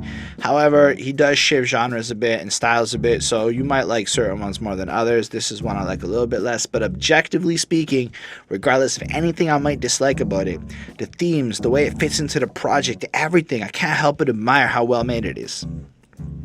Oh yeah, Chris already said his one on this one, right? Did you give your grade? I gave it a 4.2. I liked it. Alright, what's good, my people? What's good? Yeah. Let's go, I ain't playing around. Red nose, are you niggas turning it up? I tried to let Chris go first last time. I think he fumbled. So I'm going to start this one. Unless you want to do this one, Chris. Do you want to take on the rapidy rap song? So I actually, was really refreshing to finally hear Tyler actually rap and kind of go into his little kind of like gangster mode a little bit. And I say that term loosely because following the last track, when you've hit your breaking point and you know, and like at the end of the song, he's like, eventually you all come to your senses. Yeah, like when you come to your senses, you kind of like give yourself that boost of confidence and that pride and everything. And you're like, yeah, I'm fucking king shit. And I basically feel like this is what he did. This is I'm a dope rapper, I'm flexing, I'm rich, I'm better than you people song. In part one, I feel like he's kind of dissing other people, but in a very kind of like creative way. So, like, turn my lights on. How the fuck you quiet when the mic on? I don't get anxiety. You Sam boy ass. I just get my mic on. But I feel like y'all said I wouldn't go nowhere. Took the detour. When you see the someone in the crack right by the seashore. When you see them brand new, LaFleur's on the floor. If the cop says my name, bitch, I'm Igor. But like, I felt like when I first heard it and when I was first listening to it, I kind of feel like he's in mocking the people who claim to like be able to be good and good rappers, but then like this is what they do when the mic comes on and they don't really move or kind of really do stuff. And then the chorus comes in, ayo, yeah, let's go. I ain't playing around. Red nose, all you is clown. Turning it up, well shit, I'm tearing it down. Hard to believe in God when there ain't no mirrors around. Like, that is fucking cocky as hell. The bridge, ayo, yeah, yo, bitch. Like, it's just kind of like really just gangster shit. And then verse 2, he comes in, and I like the line, running till the rims fall off, had them and the cops looking jigsaw. That was really cool. I like how he used the word jigsaw to implement the word puzzled. Hold up. Who was it that just fucking bought the Saw franchise to bring it back? It's like, fuck. Chris Rock. Yeah. No. It's one of those guys, though. Yes. How fucking dumb is that? Anyway, go on. I was gonna look it up. So I really I like that line. That was cool. I done fucked around and turned into the big dog. Better get gone, get caught, bitch. I think not. Like, you know, more kind of flexing bars on it, and it was just really, really dope. And it was just one of your like, this is what I guess me as a listener I was waiting for on the album. Not to say that I don't like the album. It's just I'm not gonna lie. I think a lot of people from the like rap side of Tyler's fan base was waiting the whole album for this. Right. Because it's like comes in with a hip hop sounding beat. Everything sounds fucking dope and fresh and cocky. And then we got the interlude, which I thought at first it was gonna change, but it just kind of feels like he just added a part 2 to continue kind of going in. I see the light. Didn't I tell you motherfuckers? I see the light, to pay attention and to keep your motherfucking eyes glued to the man that's in front of you. Like, there's a different tone to this, but he's still kind of taking on the I'm good. I'm on the right path. You know, like, it's just a really, really dope rap track, and that's kind of how I took it. Oh, I do like the line where he goes, that car crash couldn't take me, green hair angels all around me. Can we point out how dope it is that Tyler has a Tesla? Go on. Fair enough. No answer why, no tears to cry, bitch, I'm alive. Like, that is dope, how he's like... Because he almost crashed into that Tesla and died, so that's why it's a significant line. That really happened. He crashed his Tesla, and it flipped. Absolutely. I mean, overall, I really like this song. I think he did a really good job flexing and just really coming in and just giving us that rap vibe. And it just personally was just very, very, very refreshing to have that through all of this very dense. And a lot of the music on this is dense. And I'm saying music in terms of just sonically, like just the instrumentals, the production. You don't really hear a lot of the vocals a lot of times. I think... I don't know what he's talking about. Well, I'm not saying you don't Sounds hear like the Chris vocals. needs better headphones. No, I'm saying that I kind of at this point of the album, I kind of understand what he was trying to say in terms of the instructions, because there's a lot of things that when I started, just because like on the way to work this morning when I was listening to the album, but like there was certain parts that my brain was picking up on. But honestly, man, you listen to a lot of the classics, and this shit's prevalent all over. That level of depth in the production is almost like a return to form of what would make a classic once upon a time. Fair enough. So, like, to me, it's just pop music doesn't do that shit because it's trying to be simple. And I don't find... It's the kind of shit where the first 2 or 3 times you'll hear the song, it might kind of sound crowded. But the more you listen to any one of these songs, especially... Like, I've been listening to Bjork, trust me. The more you listen to Bjork, the more you can isolate her fucking sounds, filter that shit out. So in that way, you kind of start to go, okay, track 1 is this, track 2 is this, and you start to be able to, like, in your brain almost focus better because you're aware of all the sounds. It's how your brain filters noises in general, and you start to apply the same tactics to the song. So if you can't really hear what he's saying so well the first time through, it's a little bit by design so that you go back and hear it again, because there is reasons to keep doing so. However, what happens, let's go back to the story, because while there is this, he sounds like a Tyler the Creator more than he sounds like an Igor, I think this fits the story perfectly. Because you're a pathetic loser feeling all bad about yourself, wanking off 7 times a day over Instagram pictures, crying to yourself in the fucking shower and shit. Then what happens? You get over yourself. Your boys finally lift you up.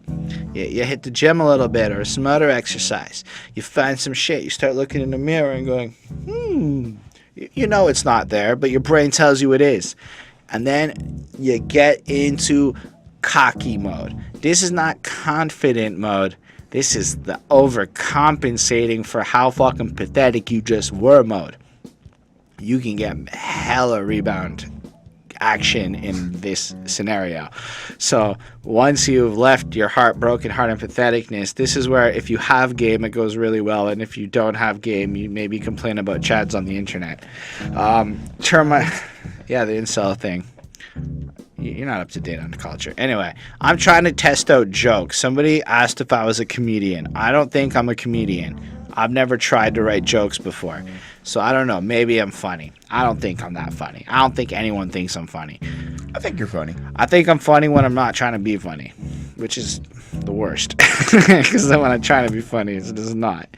But it's flossy, right? Like, turn my lights on. How the fuck you quiet with that mic on? I don't get anxiety. You Sam Bowie ass people, I just got my mic on. You know, he's like flowing in. He's conquering. Like, he's powerful and shit. He's just flowing. Like, if the cops say my name, bitch, I'm Igor. Like, I'm flowing. I got some shit going on. I'm gonna fuck stuff up. And it just feels like he's ready to go. He's charged, and it's almost just like the inverse of the emotions as he continues to deal with the situation. But simultaneously, it also almost feels like Tyler took a song on this album to just floss about how cool Tyler is as a rapper in general. Maybe remind people that he's kind of back. So I do think there is that side of the song as well. But I really like this man. His flows is fast-paced and on point. He drops one of the literal worst blowjob bars I've ever heard in my life. And you might disagree with me, but I've heard it before, so it's not original. Dracula, Dracula, Dracula. Suck me first, I might get back at you. Really? Really? Is that shit cool? Change the aperture. Oh, Tyler recognized it's not cool and was self-aware. No, it's still bad. You still did it, okay? Even if you justify that shit in the next line. Maybe he's pointing out, though, that he recognized he goes a little too far or something. I don't know. It's. I get what you're doing. It's hit or miss to me. For me, it was a little on the miss side. But even the way, change the aperture. Like, ha ha ha ha ha ha. I can't laugh at you. This the shit that make you nervous. About to go buck wild. I'm Steve Irwin. Sick of the Claritin. I'm on my 3rd one. But what if he's alluding to like a homosexuality slur? Like that's why he's saying. Why did you get so fucking sheepish when you said that? I didn't know exactly what to say without offending anybody. That was my problem. But Dracula, Dracula, Dracula, suck me first, I might get back at you. Is that shit cool? Change the aperture. I feel like he's kind of questioning it. Like, if this was like guy saying this to girl, we wouldn't really question this. But because we know he's into dudes, I think that's how he's like interpreting the line. Let me be fucking clear. I don't care if guys or girls are sucking your dick. That is a terrible line, regardless of who's sucking it. Okay?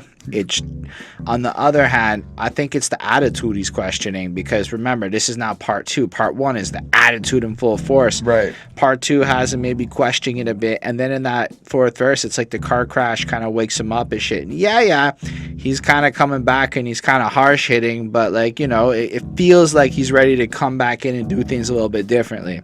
Also, let's be real. Hoping they could, motherfuckers really thought I died, hoping they could take a spot. People not knowing I'm one of one. I know you're one of one. I said that at the beginning of the podcast. You're distinct, Tyler. Not Igor, Tyler. But then, and they some Helen Keller ass people, and I got my eyes open, now I see the light. I guess if you can't see and you can't hear, then you're not able to be aware of Tyler's greatness. And that's actually a clever line. And because nobody's made a Helen Keller bar in a long time, it's fresh. Anybody else makes a Helen Keller bar, it's not going to be fresh for a few years. That's what I'm trying to say. I like this track a lot. It's one of the best on the album. like for real, it's probably my second favorite song. So I give it a 4.75. Super motherfucking enjoyable, but it also continues the narrative, and it is kind of what happens after you get really flossy, and then you kind of take a step back and you're confident. So it almost flips from like a more aggressive arrogance to like a calmer confidence. Maybe I'm wrong. Maybe I'm reading too much into my own narrative, but that's fine. That's fine. Are you ready? Are you ready to talk about the next one? I gave it a 4.5. I wasn't sure if you'd given your grades. So that's what I was hoping you would clarify. So now we're going to be gone, / thank you.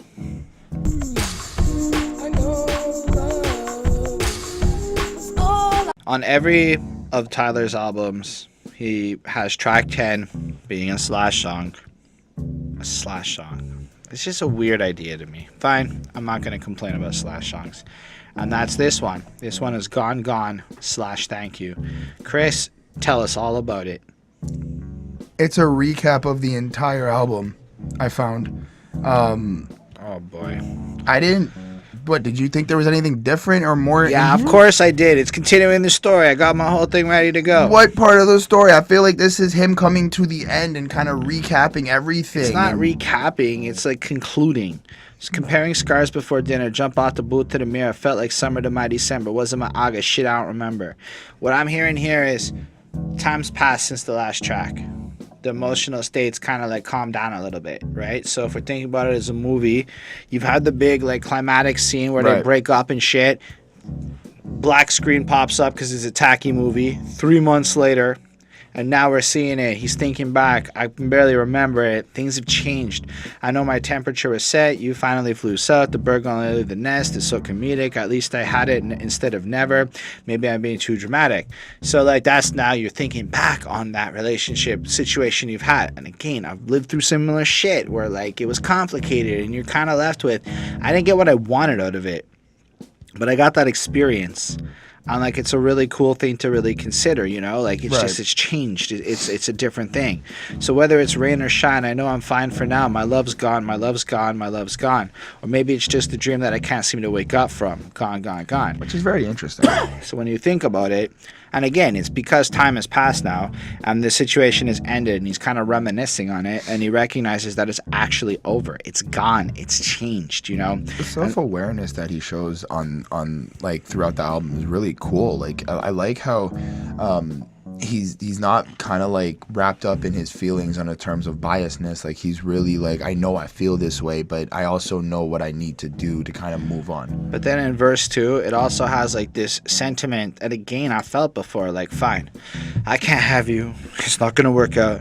Well, at least I hope she recognizes how fucking good you are and that she'll treat you the way I would have treated you. And almost like this passive-aggressive desire for it to work, because at least if the person who takes the person that you're interested in is better than you and treats you properly, it's not as bad in some weird way that our brains twist some shit. I think it's like a coping mechanism at the end of the day. Like you just want that other person to be happy at this point, and you feel like you can be that happiness for them. But if you're coming to accept that you can't, you try to find that positivity in the other side. And then this whole part is either sung by Mile High Club or King Cruel. I don't really know who either of those people are, but Tyler loved the Mile High Club's album Skip Tracing.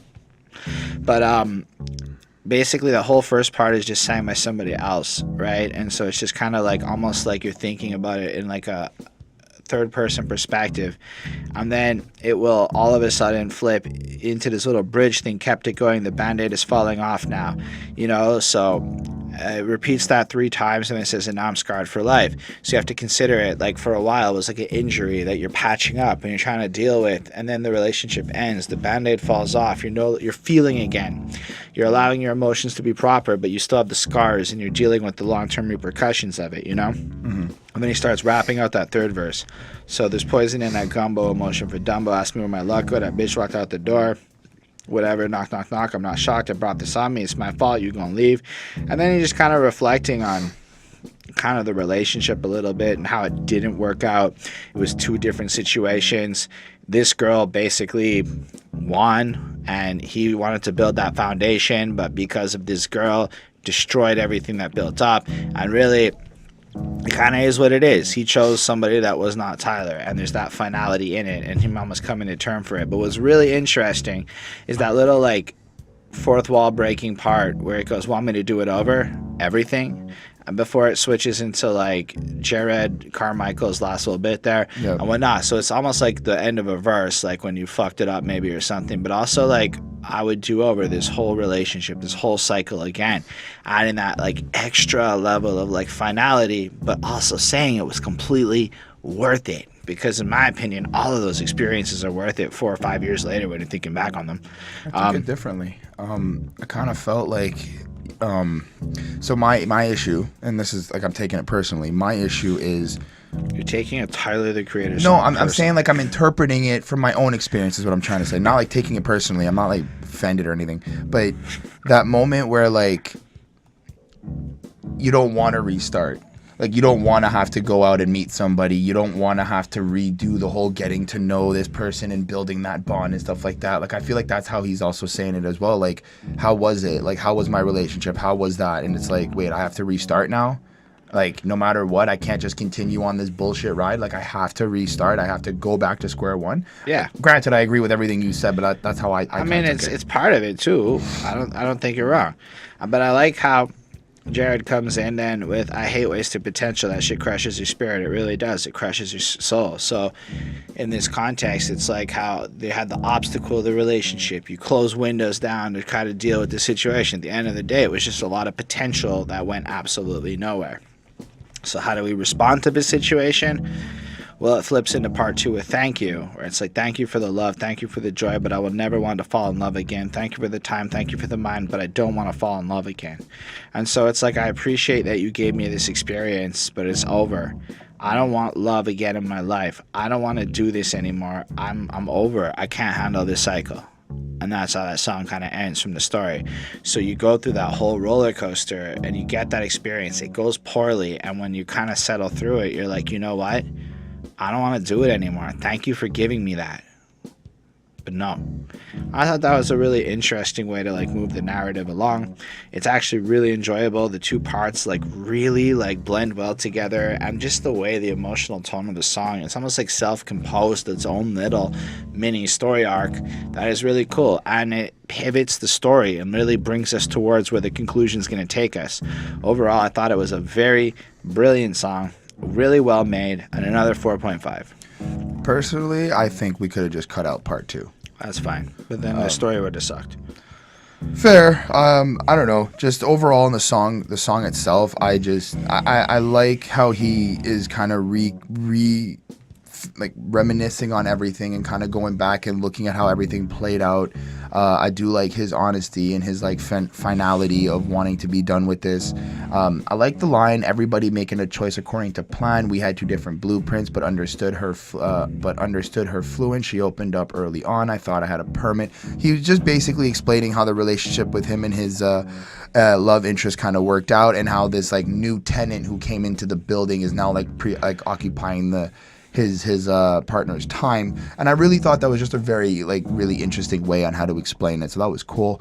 Overall, I gave it a 4.2, but I just kind of felt like it was just kind of long, and I didn't need the second part. That's just me. Fun fact, according to Genius, CeeLo Green is an engineer on this song. Just because CeeLo's dope, I wanted to give him some love. Nice. Anyway, I don't love you anymore.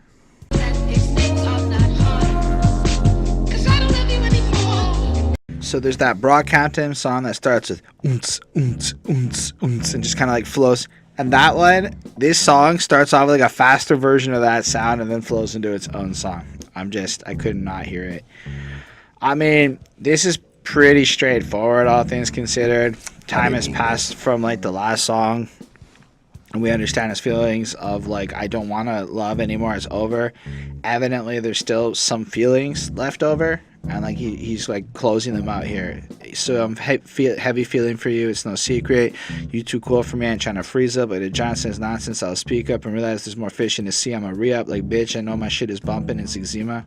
because eczema puts bumps on your skin. That's how you do a pun. So I won't walk around with my head down like I got the beat up. You do, I'll do me. I'll choke the piece up. I ain't trying to keep up because I don't love you anymore. So I don't love you anymore. And so it's almost like now you've gotten to the point where it's not like this rebounding miserableness. It's like you're actually moving on, like in a significant way. Like you don't like this person. It's time's passed and, you know, you're okay with that situation. It's a short song. It's only 2 minutes, sandwiched between two much longer songs. But like it kind of makes this point. What now? Moving on to high. My feelings are in the lost and found. Now I'm stuck. Fuck it. I don't love you no more. Tell me where the sun can have my heart back. You know, like it's just like a little bit of a sassy way of closing down this chapter of the situation. I like how it goes, but this might be better for us, you know, and it like cuts off at the end instead of saying, you know. And overall, it's fine. It moves the story. It's enjoyable to listen to. A little bit less so than the last song, but I think it's cool. I give it a 4.4 on 5. I don't have a lot more to comment on it. It's just, like I said, it's kind of like we're moving up to the end of it. It's like, finally, we've decided we're done with this person.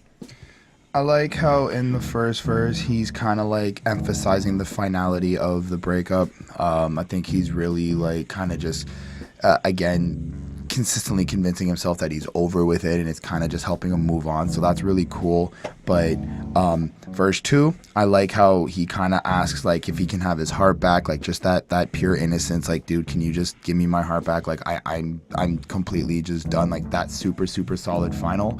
But I could have lived without this song, honestly. Like, I just left it at a 4. It's good. It's not like it's not bad. It's just I could have taken this song off the like, track. As a song, I get what you're saying.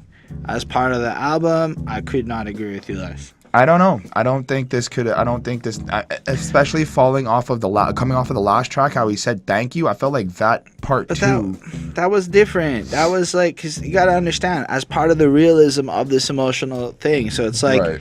You're trying to make it sound like in the last song, it was like, I'm like doing my best to get over you, and you've made it awful, and I don't want to deal with love, so thank you for being my one person that ever gave me the chance, but I'm done with love now. This one's more like, fuck man, I can't believe I still feel shit for you.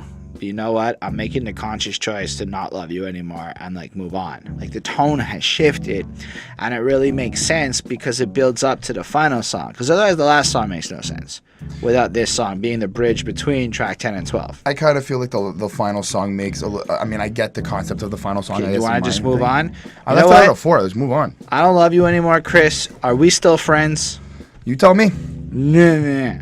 I got to, but I got to know. I ate like a fucking chicken roti like 6 hours ago, and I'm still fucking full, and it like weighed me down. I learned, while roti is delicious, eat the roti after recording the podcast. And you guys probably don't care. I just want to talk about roti. It's so good.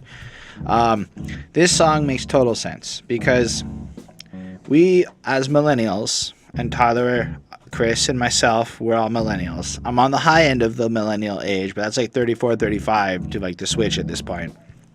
So we suck at breaking up, and we have for a very, very, very long time. In fact, we break up and we try to remain friends. Like, it is so important to us as millennials to remain friends after breaking up.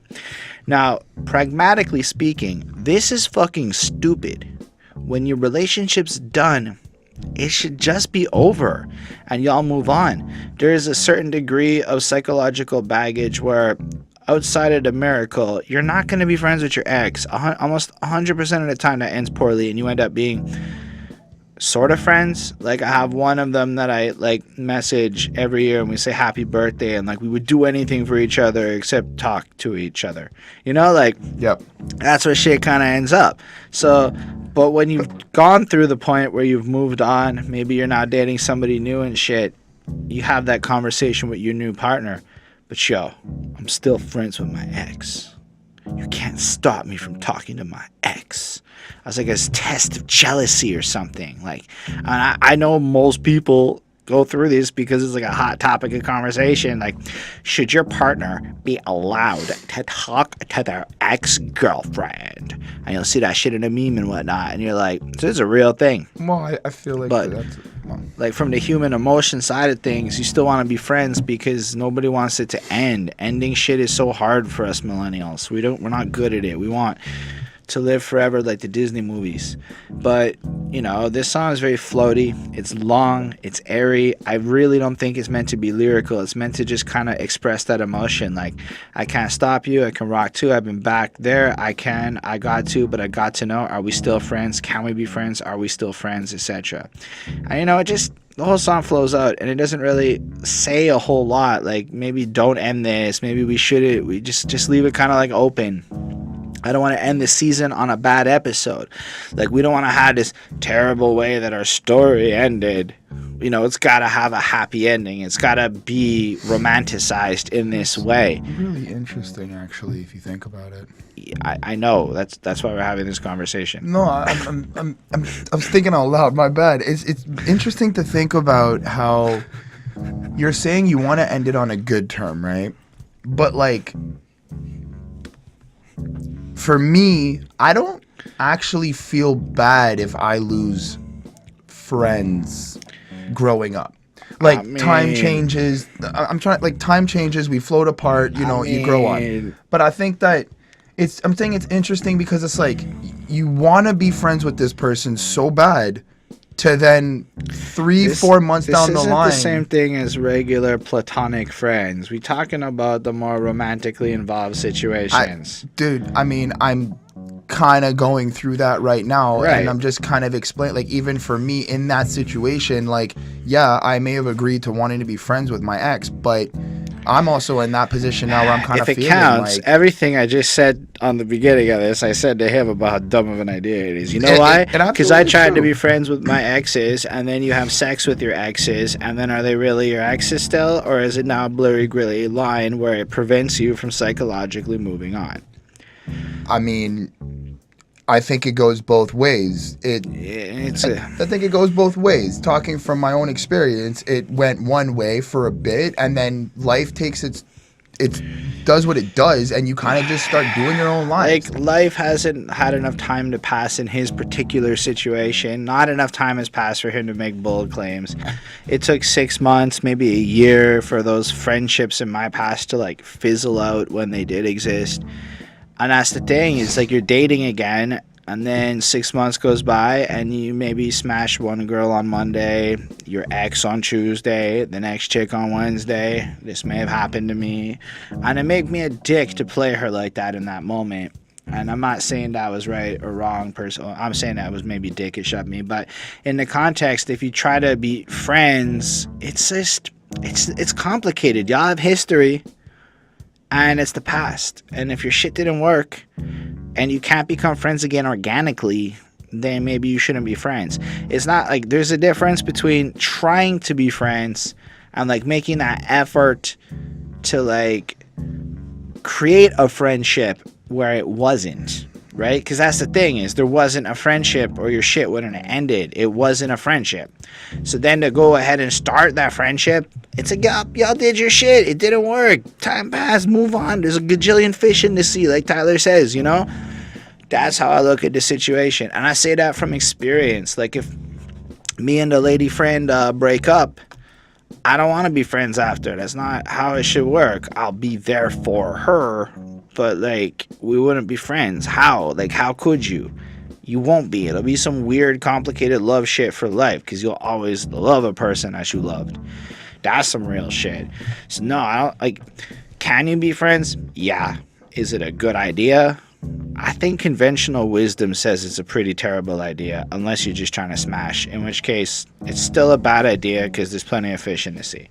That's my 2 cents. Y'all don't have to agree with me on that shit. But I gave it a 4.35 as a song because it's a big conclusive end that ends on a realistic note for how this is, because both Chris and myself have made the same dumb choice Tyler is trying to do to pursue the foolhardy friendship that you shouldn't be pursuing in general because of all the reasons I just said. You don't have to agree with me. Go. I'm not. If you smash, you smash. I get I'm it. not- The I'm dick leads us all in terrible places. I'm not disputing anything, man. I agree with you that certain situations call for certain actions. And allow me to be clear. I'm not saying in the moment I'm intelligent enough and wise enough to live up to the words I'm saying when the temptation is not in my face, because I can be a very weak man. I enjoyed the song.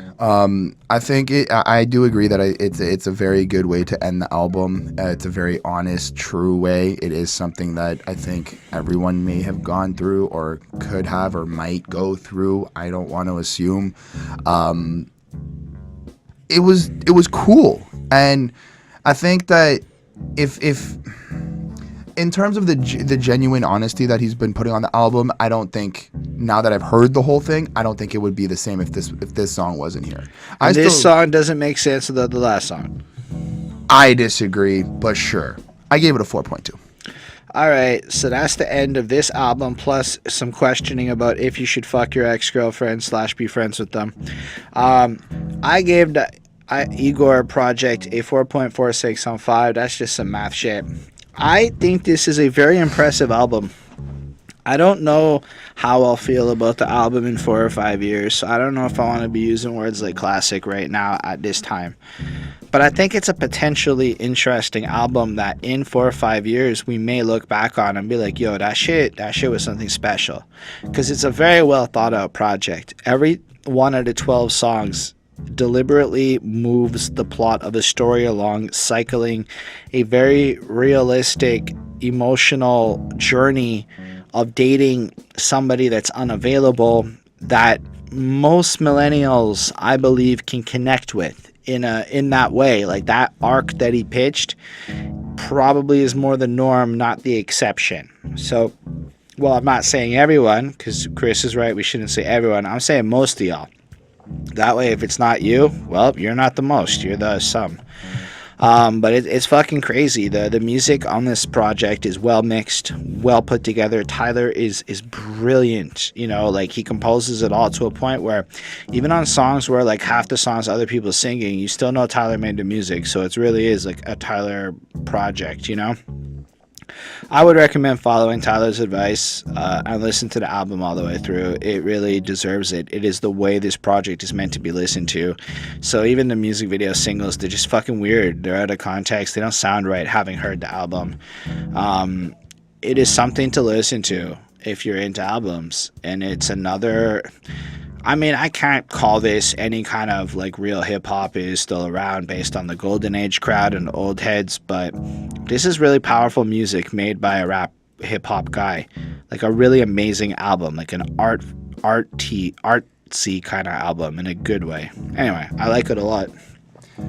For me, I just really enjoy the honesty on it. I like how Tyler has really, with the last 2 albums that I've done, has really kind of shifted my perception of him. I kind of thought, you know, I've always known he was kind of like out there, weird in his like funky little way, but this is a side of Tyler that I never actually thought was there, and that's maybe my fault for not following his projects or whatnot.